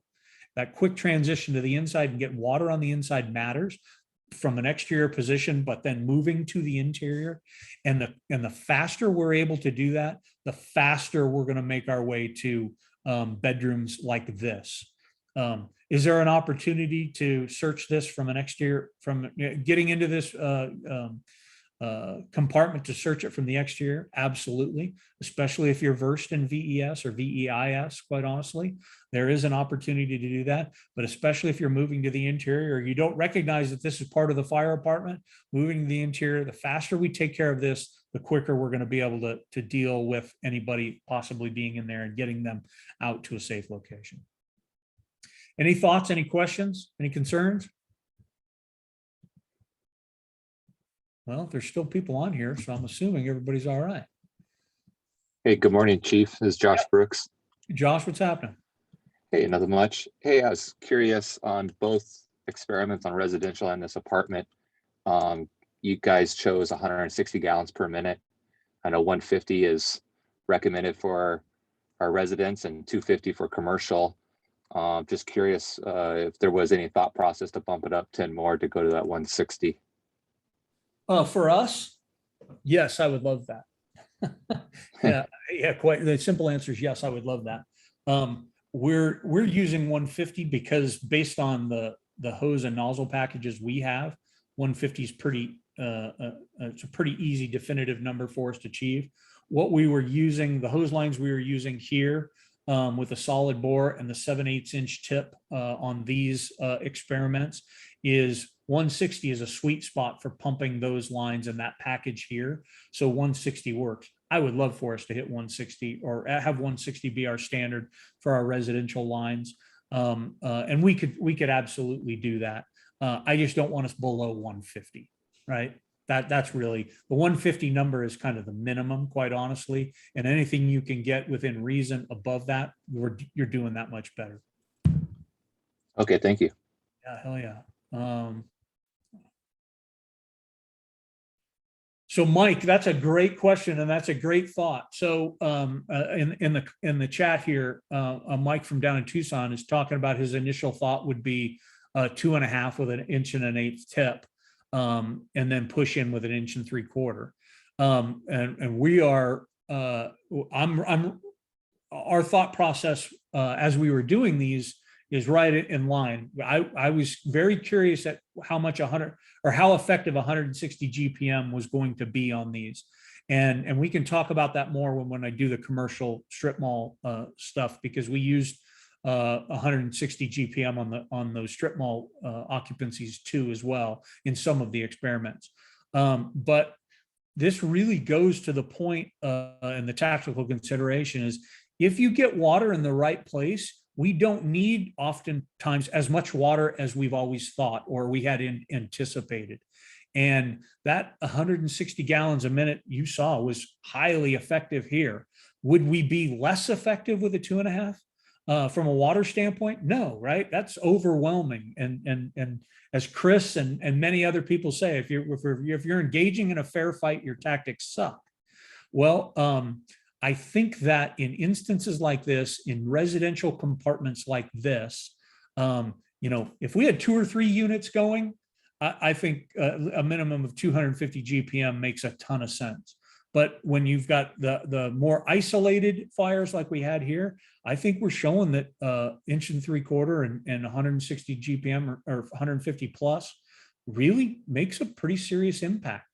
And they're easier to operate, right? The difference between a 400 or a 450 pound line versus a 200 pound line, there's significant effort there. So, yeah, what do you think?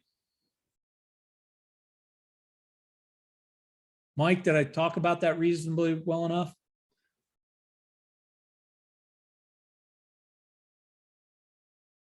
Okay, I'm gonna take that a yes. And then Randy,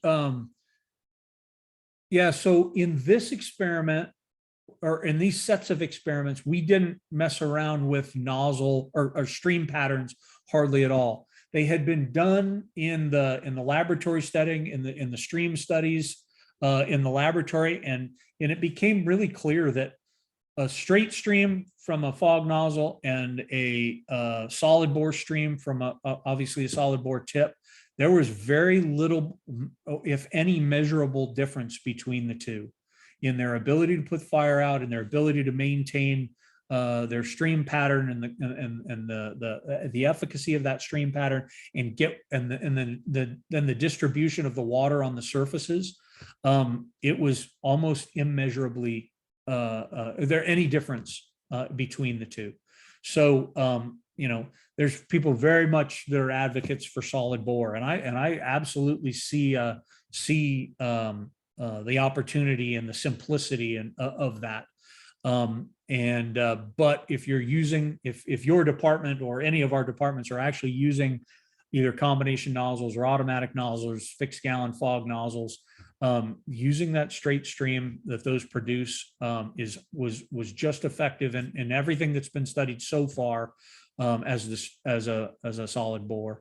And the difficult thing is when you want a fog pattern, it's hard to do it with the solid bore nozzle. So having the choice, I see some value right now in having the choice, and who knows, man, maybe we in Phoenix end up with solid bore nozzles on at least one of our 1 3/4 someday.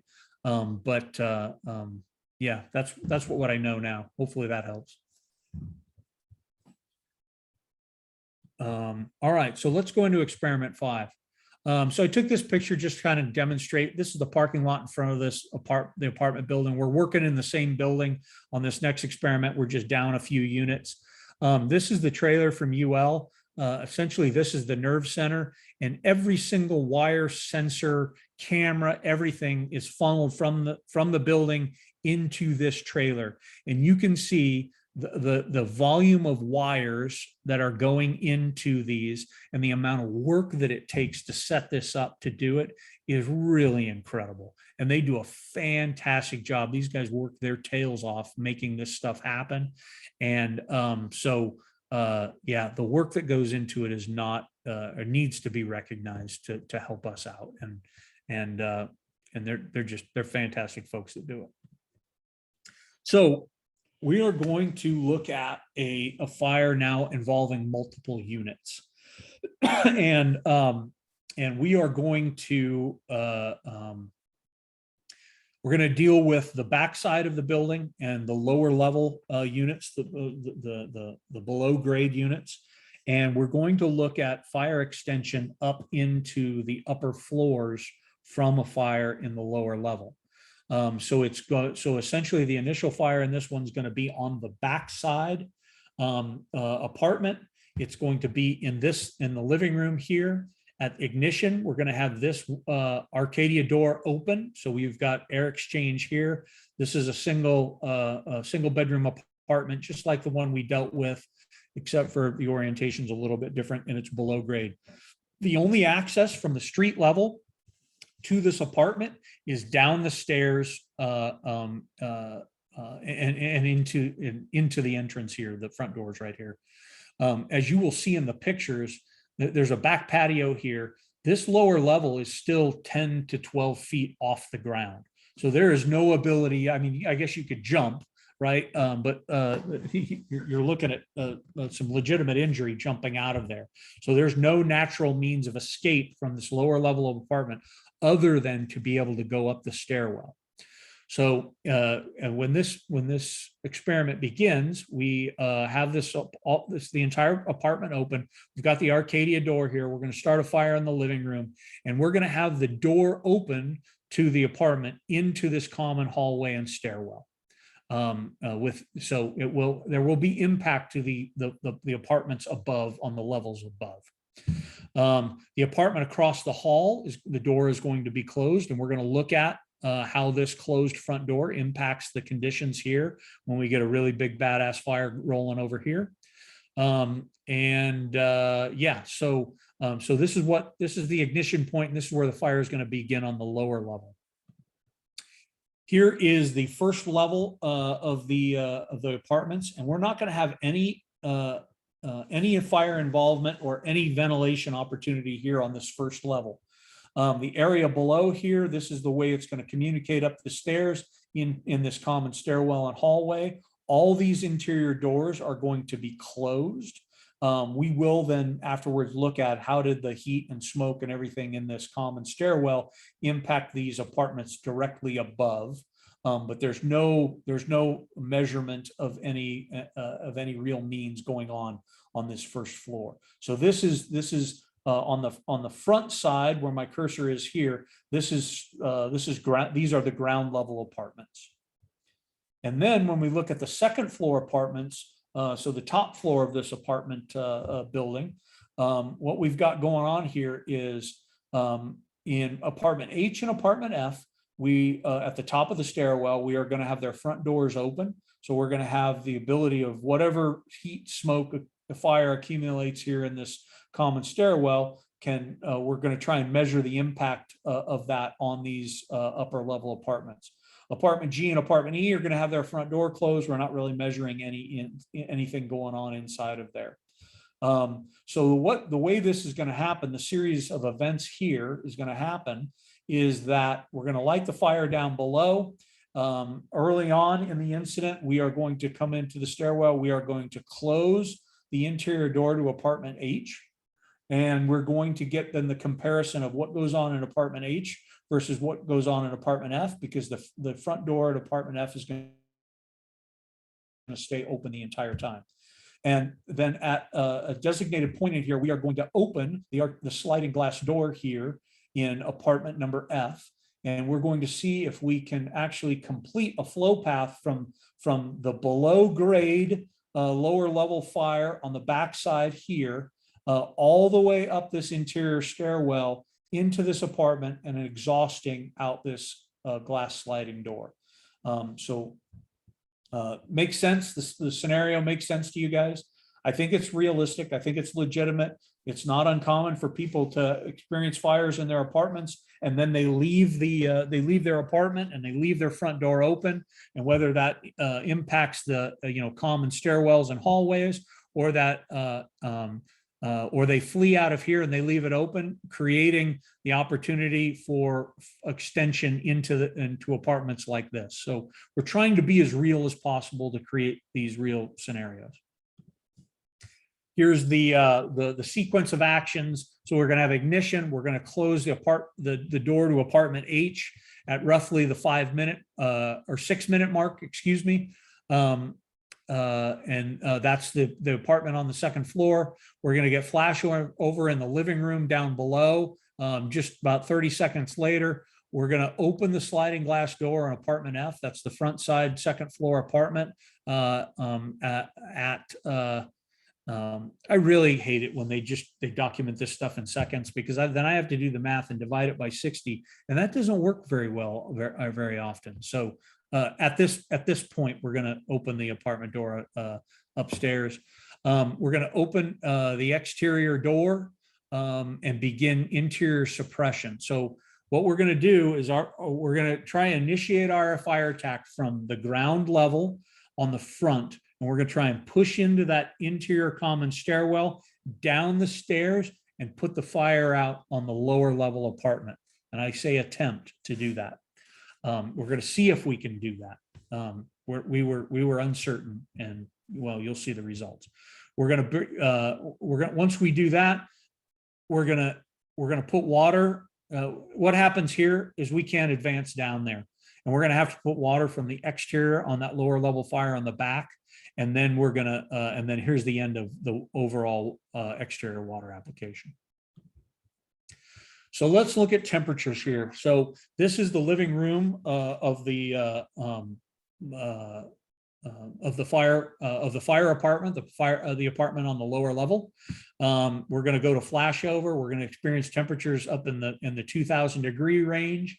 We're going to start flowing on the level above the fire right here at line number 5. We're not going to have a whole lot of positive impact of what's going on in that fire apartment, and we don't get improvement in the fire apartment, the lower level fire apartment, until we actually start flowing water into that fire apartment from an exterior position. Here is the bedroom inside the fire apartment, immediately adjacent to the living room where the fire is actually taking place. Inside the fire apartment, we're looking at temperatures about 750 degrees here at the ceiling, temperatures well above 250 degrees at the floor. So having that bedroom door open into that bedroom from the fire apartment is obviously making the conditions from a thermal perspective inside that bedroom pretty precarious. And so just knowing that, and then you see this drastic increase as we start to get water on there. So here's the second floor stairwell. So this is in the common stairwell. Yeah, this is in the common stairwell at the top of the stairs, where apartment F and apartment H are in that common stairwell. See the temperatures build. We're going to peak out at well above 750 degrees in those spaces in that common hallway, or excuse me, that common stairway up at the top.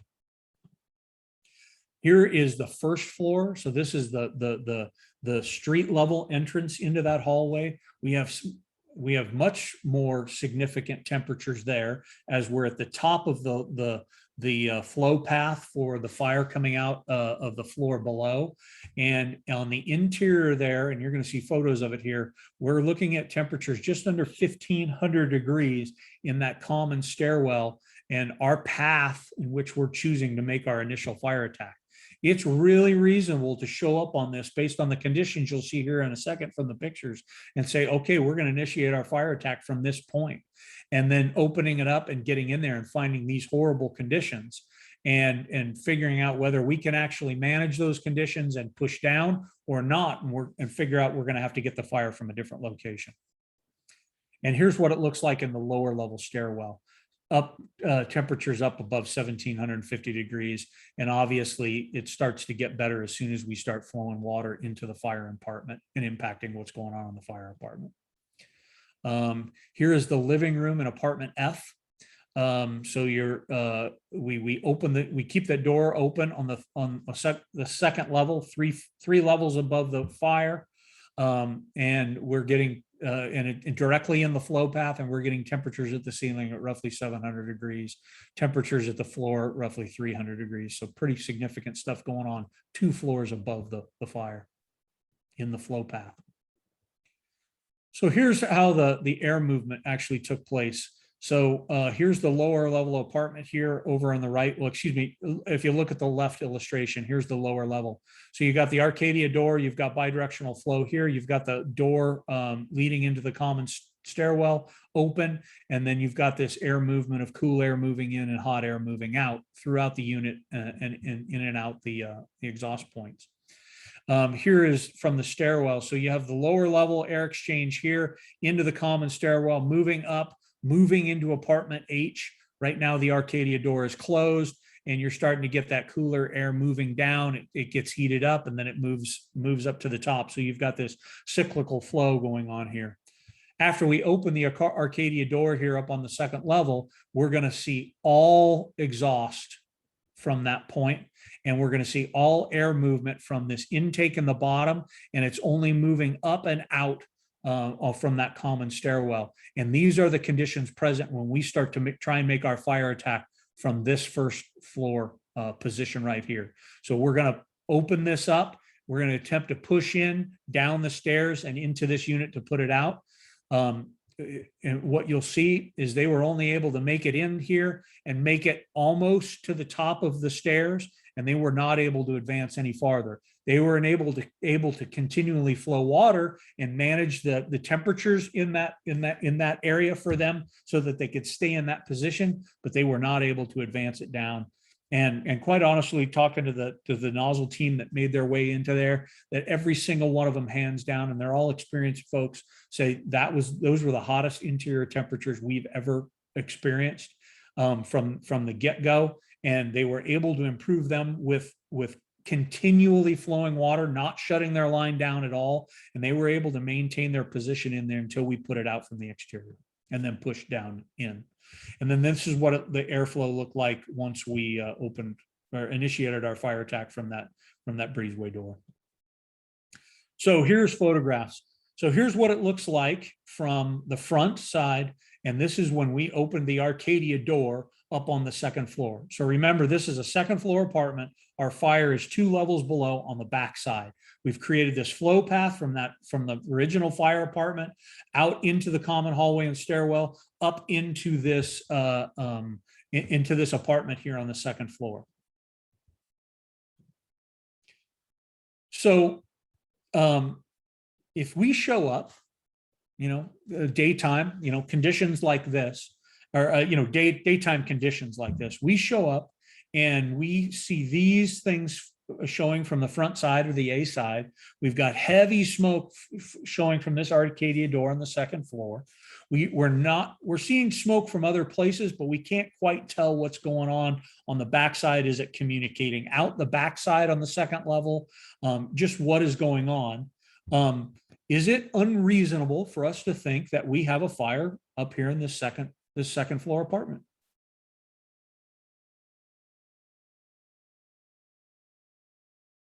What do you think?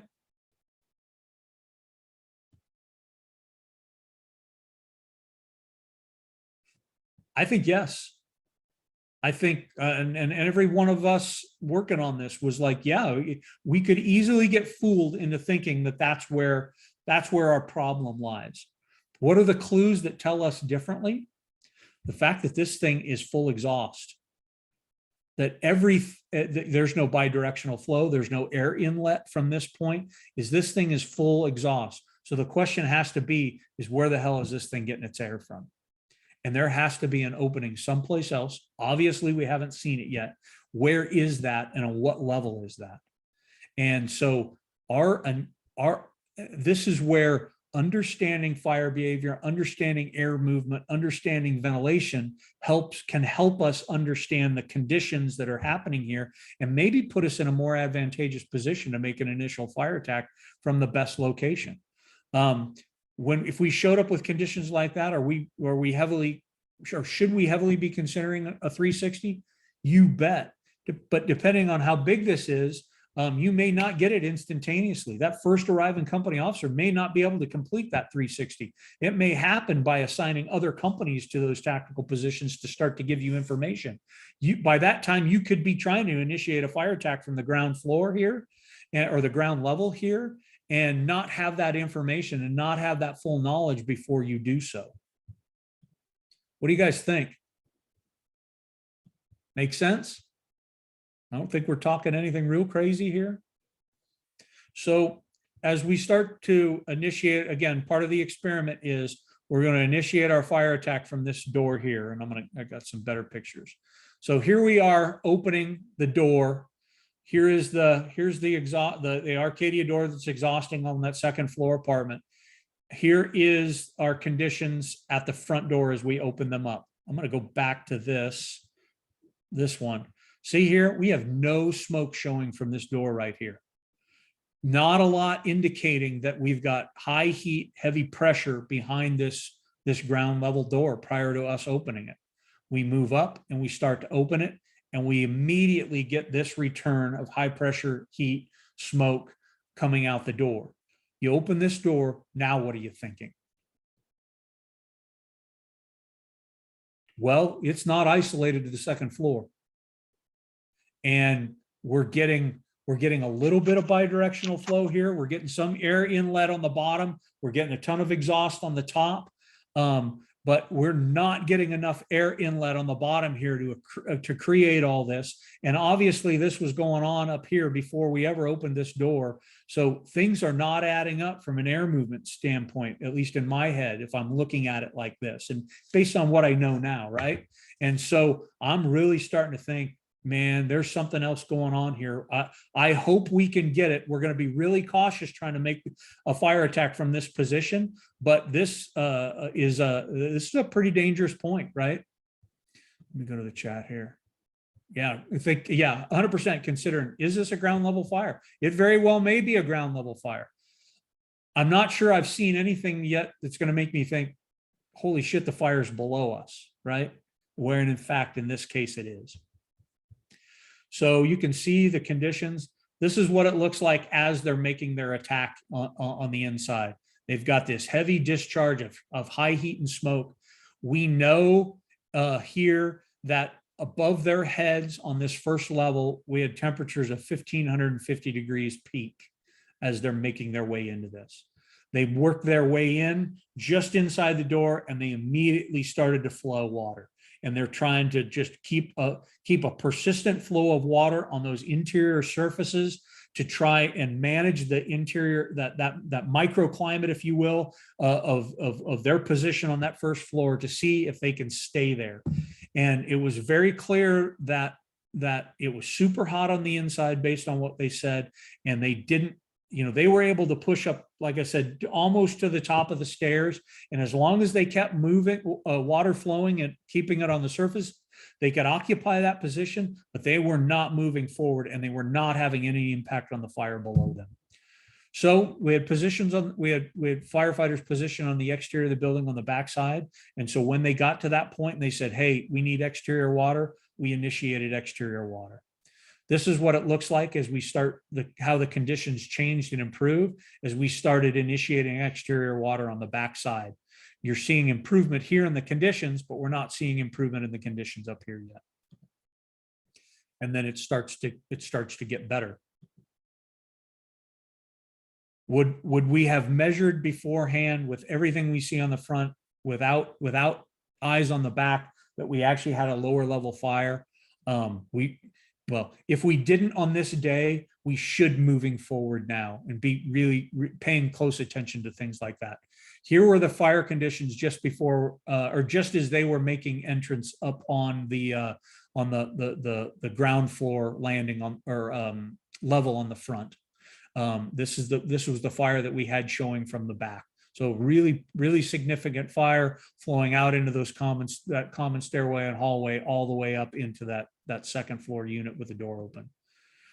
Here's kind of the progression of the fire in the back. Here's it in the early phases, and here it is right before we make fire attack.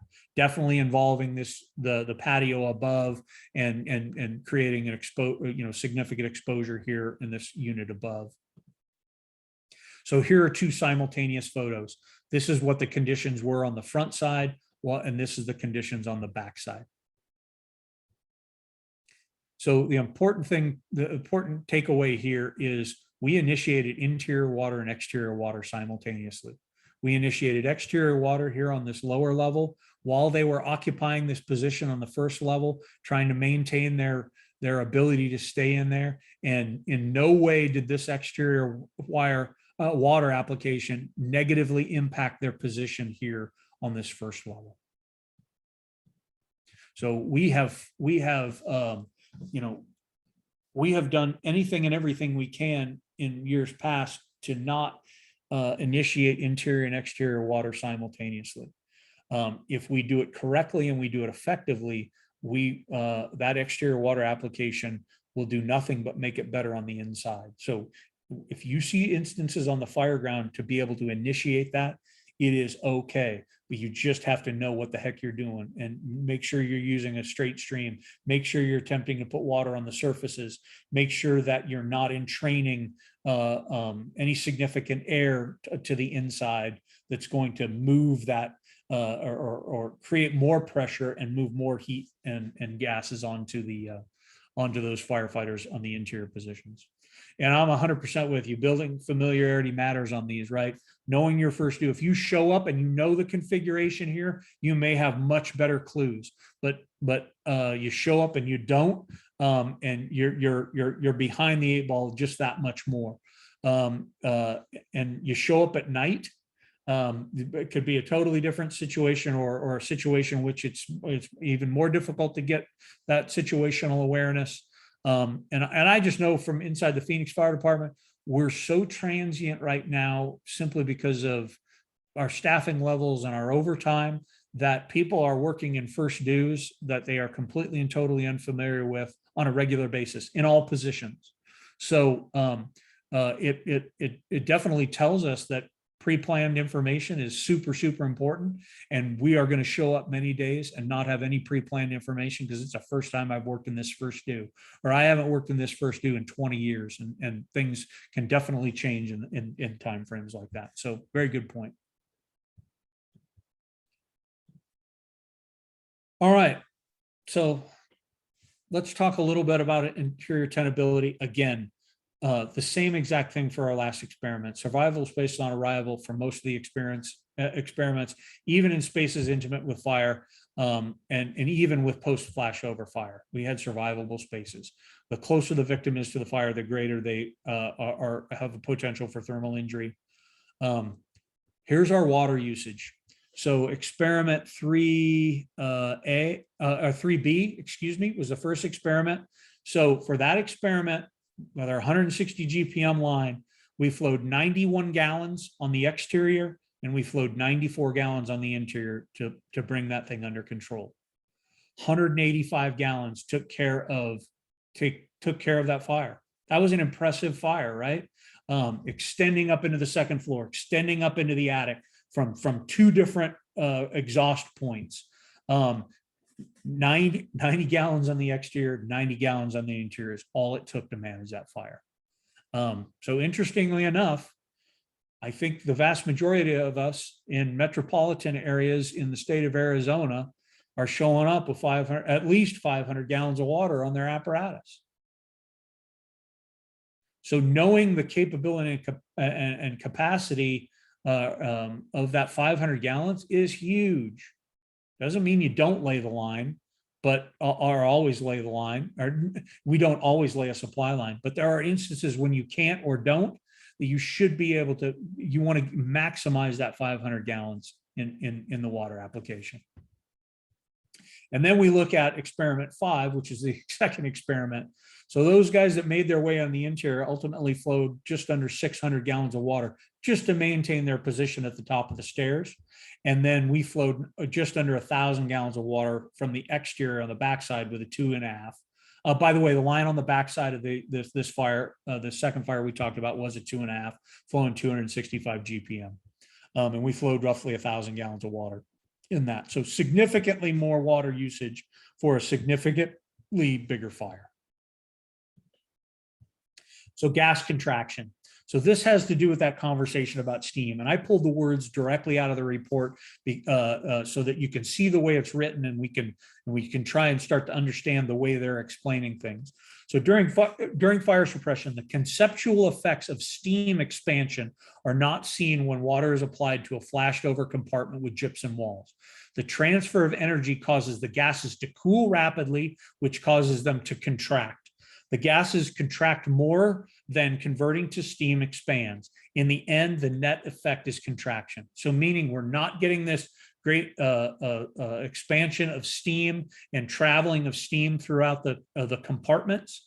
We're getting rapid cooling, contraction of the gases, and we are not impacting things with steam in the way we used to with fog streams and the application just into the environment.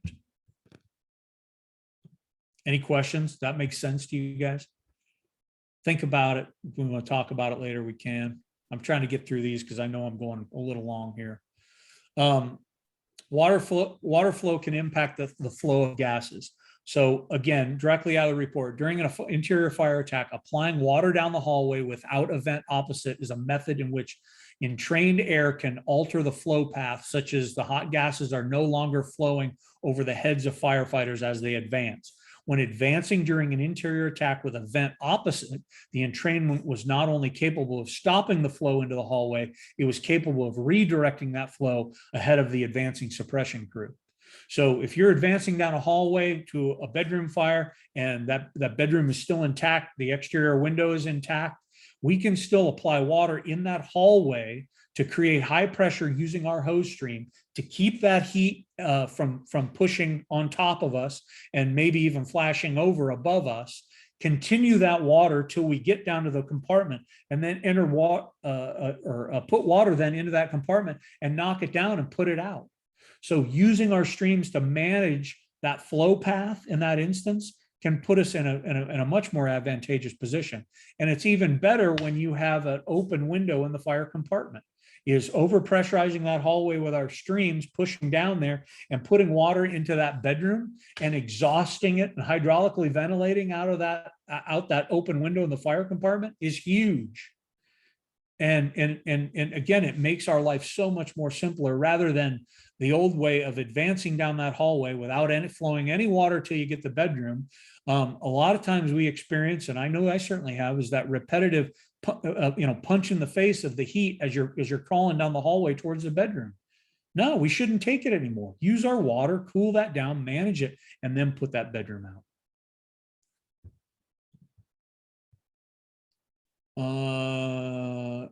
Is this where we could use a semi-fog to push the smoke backwards or stick to a straight stream? So Mike, good question. So we need to stick to a straight stream because we want to limit that steam production, right? And we want to limit the impact of that water flow on all the other spaces inside that house. And so in this case, if we're talking about a house fire, if we use a straight stream on those surfaces, we're going to get that rapid cooling. We're not going to get the steam conversion like we used to. And without that steam conversion, we're having very little negative impact on any of the other spaces that victims could be. So any of the other bedrooms, the living room, anything like that, we're keeping it cool, we're cooling it down, we're not producing steam, and we're making it better in all the spaces of the house, not just the fire compartment. So we really need to consider that straight stream in those instances. So Randy, I'm reading your question here. Since most buildings are compartmentalized and protected with drywall, what are your thoughts on breaching the wall of an adjacent uninvolved unit and making an attack from that room? I think it's super viable, especially in instances where you may be short of line to make it all the way to the fire compartment. We've had these conversations a lot in our mid-rises in Phoenix. Or if the conditions aren't letting you get down that hallway and you're not able to overcome them with your stream, there's absolute opportunity to enter water into the fire compartment from other spaces through the walls. Just remember, though, you're at a little bit of a disadvantage doing that in getting water on all the surfaces and getting that rapid cooling. But sometimes you got to do the best you can do. You know, there's you got to deal with what you got, and I think that's definitely an option. All right. So I wanted to just show this picture while we talk about to support that cool while you advance. So here are the conditions that they encountered as they're pushing in this first floor, and they were flowing water while they advanced and while they were maintaining position, and that water was what was allowing them to occupy this position. Without that water, they were not going to occupy that position. They were going to get pushed back out because of the heat. May ultimately have ended up getting burned, and they were really, really in a bad spot. But the use of water allowed them to occupy it. So again, directly out of the report, as firefighters opened the exterior entry door, they immediately began to flow water in attempts to cool both gases and surfaces as they advanced. The water application was necessary for them to even occupy the space, as they were combating temperatures on the first floor alone of greater than 1,250 degrees at the time of entry. From the suppression crew's position on the first floor landing, they were not able to get water onto the fire compartment based on the structure configuration and orientation. The suppression crew continued to flow, which allowed them to occupy the space, but it was not until the exterior line was applied from side C onto the burning surfaces that the advance into the interior suppression crew, or advance of the interior suppression crew down the stairs and into the fire apartment was possible. We've talked about that a ton. So impact of isolation. A victim located in a bedroom during the search with a closed door between them and the fire has a much higher likelihood of survivability than a victim with an open bedroom door. I think all the data was very clear about that. And it's something, when we get off the truck, we need to start prioritizing where we think we need to search based on what we can see of those interior conditions. And if there are spaces that are protected, those are the most savable people. And we need to make conscious decisions about getting to those locations. So here are pictures of the interior stairwell and hallways for that last experiment we looked at. This picture happens to be the top of the stairs up on the second floor. This demonstrates how much heat and smoke was going on that second floor landing. Remember, the fire's 2 floors below. This is the doorway leading into apartment H that was open, the one that had the Arcadia door that was exhausting. And then this is the doorway into apartment F. That doorway was closed very early in the experiment. Here's what it looks like inside apartment F behind the closed door. Again, that we closed this apartment door very early in the experiment and maintain the interior conditions really, really well, right? Here's what it looked like from the bottom of the stairwell out in the hallway in the stairwell landing. High enough heat to obviously consume all of the vinyl siding, but it also consumed degraded all of the sheeting behind the vinyl siding, and we have all these exposed structural members here with serious burns, serious alligatoring down below. We're looking here into the apartment that was directly across the hallway from the fire apartment. This is, and they had a closed door. This is what it looked like. Still very, very, very, very tenable, very, very survivable. And all that craziness was going on just outside the door. So here a little bit of a demonstration. Apartment F was right here. It had the exhaust point with the Arcadia door. Temperatures at the 5-foot level were roughly 600 degrees. In apartment H, with the door apartment H, the door that we closed fairly early on, never went above 84 degrees. Closed doors matter, especially those exterior egress doors. So uncoordinated ventilation. So we uncoordinated some ventilation here in experiment number 5. We uncoordinated ventilation of the second floor sliding glass door in apartment F. And because of that, interior stairwell temperatures increased from 250 degrees to 800 degrees at the top. In experiment 3B, we uncoordinated ventilation with the failure of the kitchen window and the opening of the sliding glass door. It caused flashover. Kitchen temperatures increased from 360 degrees to 1690 degrees in 43 seconds. Uncoordinated ventilation, uncoordinated additional air into those spaces. This was a totally different experiment that they conducted, but this was coordinated window ventilation. So they had these conditions in this living room as they were making their fire attack. As they were making their attack, they have ventilated one of the exterior windows in the kitchen, flowed water into here, and pushed all these products of combustion out that vent point. So coordinated ventilation, something other than what was vertical ventilation, was highly effective and produced a pretty cool picture as well.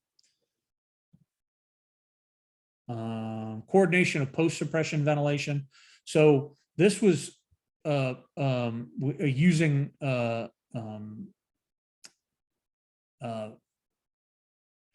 using fans, positive pressure ventilation after suppression, right? So we had the fire here on this lower level unit. This was another experiment that we did. We had the fan here on this exterior point, charging this common stairwell hallway into the open door into the bedroom fire. This is a bedroom fire after exhaust, and then our exhaust point was here. So this just goes to show the more openings you have, exhaust openings you have, the more air you can move through a structure without changing the amount of air that's being pushed into the structure. So apartment inflow with one exhaust point was roughly 2 to 3.1 miles an hour of air going in. At the exhaust point here, we had roughly 1 mile an hour to 3.5 mile an hour, or excuse me, inflow here. Had these numbers here. If we increase the openings by opening this Arcadia door, we bump up those inflow numbers from 4.5 to 8 miles an hour, and from 3.5 up to almost 6 miles an hour of air.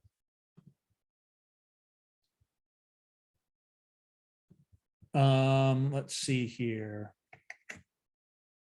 I think we talked about this stuff, interior and exterior water already. All right, so we're at the end here. So I know that's a lot, takes a while to get through that stuff, but I gave you guys a little bit more detail than I've given in some of the other ones, just so everybody had a rough understanding, and it takes us back to the end. So if we start looking at experiments like we did today, I think it's really, really important that we go back and we start looking at the objectives or the ideas and thoughts, that considerations that this information gives us. And I think it's important to measure then, do the things that we identified up front still hold true? And I think they do. If we look at our strategic level objectives, I think they 100% hold up true.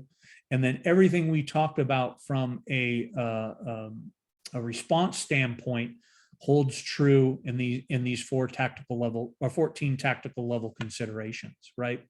And so each time we go through these, I think it's incumbent on all of us is, okay, did anything change?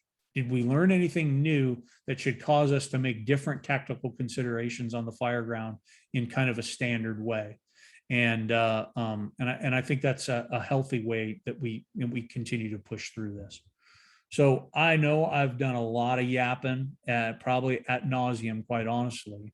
But what questions, what thoughts you guys have you want to talk about? Or have you just had enough? I can appreciate that if you have. Hey, Chief, Jim Fletcher here. Hi, How Jim. you doing, sir? Hey, man. Hey, I had a question on your fire flows. I understand you did a recent study with some fire flows with your nozzles Uh-huh. with Larry Kindred. Oh, yeah. Yeah. Are you gonna bring, are you gonna post those possibly or share those? Yeah, I'm more than happy to share them. It really was, it's taken, kind of what we have, our current hose and nozzle packages, and looking at, all right, what truly does it take from a pump discharge pressure standpoint to get, a minimum of 150 GPM out of our 1.75 inch, and then a minimum of 250 GPM out of our 2-inch and our 2.5 inch attack lines. And so that we can kind of standardize it. We had been missing the mark kind of organizationally, and we have been under pumping stuff for quite a while, honestly. And then the other part of it is we didn't know enough about our automatic nozzles that we needed to know. And it's given us pause and given us an opportunity to consider what other options are out there, and can we deliver 150 GPM and 250 GPM more efficiently and work less to have to actually do it, fight our lines less? I think the answer is clearly yes. We're starting with a change in our, and I think we're probably the oddball still left in the valley, at least, is we still have 2-inch attack lines, 1.75 inch, 2-inch, and 2.5.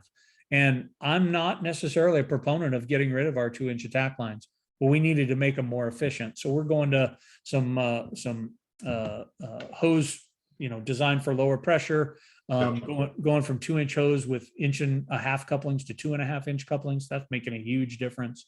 And then going to an 1 1/16 solid bore nozzle.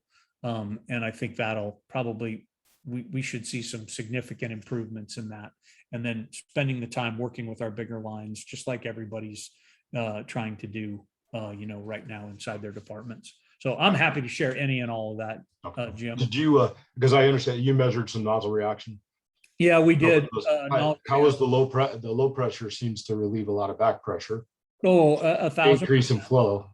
Yeah. And and honestly, you look at it and you're like, yeah, well, duh. And why didn't we do this earlier? Right. So, yeah. So our 1.75 inch, even with the hose and nozzles we have right now, if we're using our low pressure setting on our automatic nozzles, which makes it a 45 PSI nozzle, we're still about 60 pounds of nozzle reaction. I think kind of the rough benchmark nationally is 70 pounds. Anything over 70 pounds should be considered a 2-person nozzle. The UK defines it at 60 pounds. I think everything I'm seeing from nationally is around 70. So we're comfortable with our 1 3/4 being a single person line when they're pumped effectively with adequate flows. And then our bigger lines, if you're going to be advancing them, are at least 2-person lines. But you can have 1-person operation if you're in stationary positions. Thank you. Appreciate it. Yeah, you bet.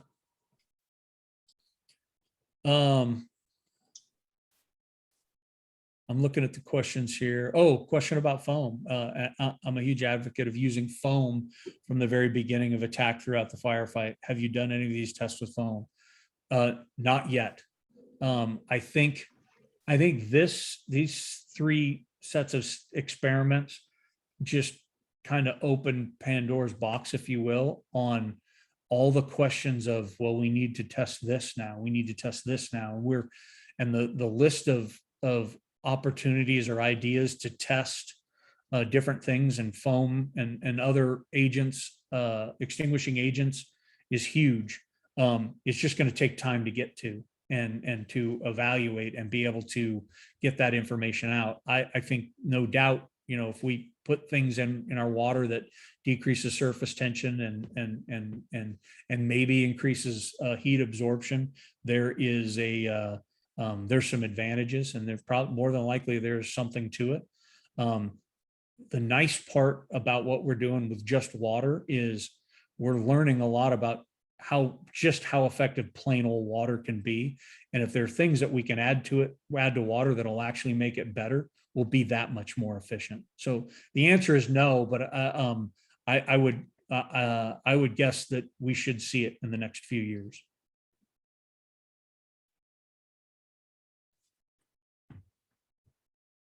What else you guys got?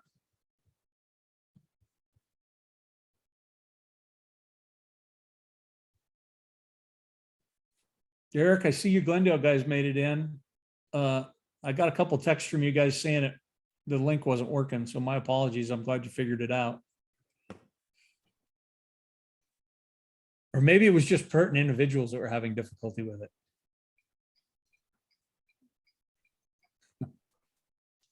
All right. Chris, are you on here or are you still in training? I am on. Okay. How we doing? Good. So just finished training. Now we got to do lunch and then casual or major med training in Tempe. So. Yes. All right. Well, you've got you got everything I wanted to talk about today. If anybody's got questions or, they want me to share stuff with them, I'm going to put my work email up on here so you can send me any questions, any concerns my way. So Chris and I had talked about the remaining study that we could talk about, and I've got a presentation on is the strip mall study that we did recently. There was a UL Fire Safety Academy course that came out on that. Really, really good information in there, and I'd be happy to kind of do a similar deal for those sets of experiments like we did today. So, yeah. I listened to a lot of it, Chris, even though I was at training. There was towards the end, you were commenting about the steam conversion and gypsum buildings. I know anybody, I see a couple people that have actually taken the class in State Fire School, or some people that have taken that nozzle forward type of philosophy. We've been teaching that for a long time. What we get is what we refer to as a bump and lift.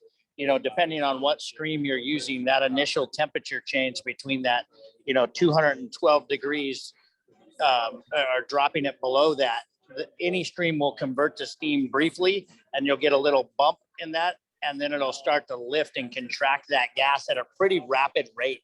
And then you'll see fresh air draw right in behind it. I've got lots of videos that I show in class for that, but you were right on point with all of it. As always, I appreciate everything you do. So, oh yeah, that is not an easy one to explain. So, yeah, it's difficult, but I got some good videos in class. Looks like I've got 33 registered for State Fire School. I'm pretty excited for the new class. Right so, on. but yeah, it'll be good. So, all right. Any other questions? Any other input? I know, man. Chris, I'll turn it over to you, my friend.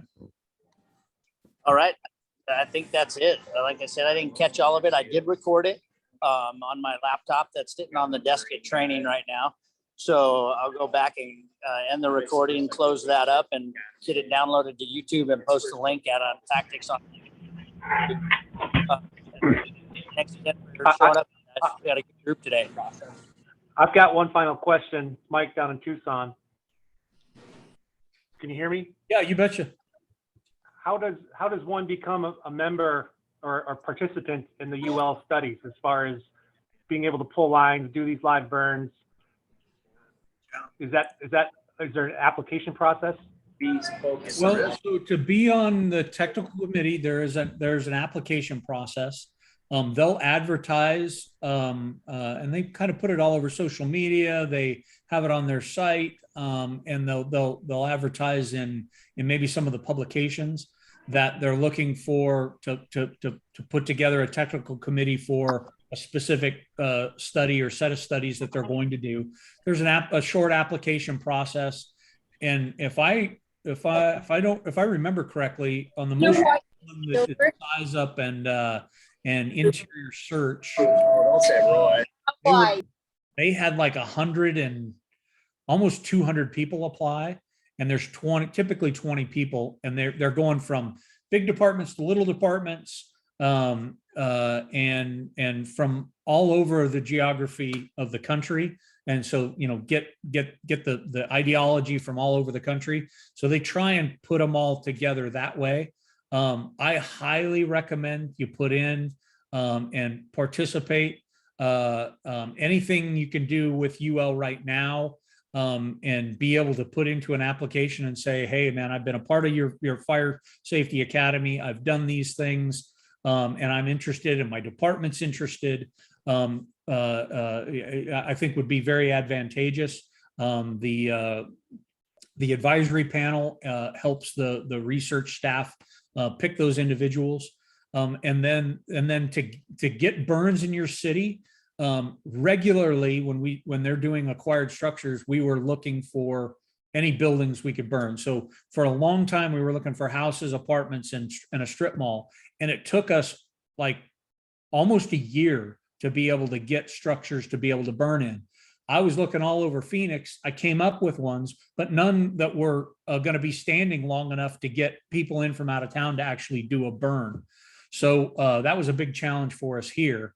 But anytime they have an advertisement or call for acquired structures, and you find something in your city, Mike, and that fits the bill and maybe fits the timeline of being able to do, they'll be all over it. We're tearing down Paradise Valley Mall here in Phoenix, and they're looking at doing some big box experiments. And I was like, oh, this is the perfect opportunity. But we couldn't make the timelines line up. They wanted the mall torn down fast, and UL needed 90 to 120 days to make it happen, and it wasn't going to play out. So, and they come in and do all the permitting. They come in and do all that heavy lifting too. So, if you get the opportunity to do it, I participated in a couple here in Phoenix years ago. When we burned the warehouse downtown and did some other stuff with you. Well, it was NIST at the time, but they're totally worth the opportunity. Sounds good, Chief. Thank you. Appreciate your being able to get through this marathon session. Absolutely. No, thanks for you guys for tolerating it. All right, that's all I got. So thank you guys. Like Chris said, he'll put it up. He'll put the link up for you all. We'll pick a time to do the strip mall study. That one won't take as long. And you got any questions that come up from this one for then, fire them at me. Thanks, guys. Be safe. Thanks, Chief. Look forward to doing the water mapping one and strip malls. Got it. Don't. All right, take care, guys. Thanks, Chief. They don't have to throw 28. It's usually a lot of your son is help short, man. If Garrett Rice was teaching it, he would never have the thought process in his mind. Dude, how many people have you tried to teach the 28? Single person throw. If you could throw the 24 by yourself, you could throw the 24.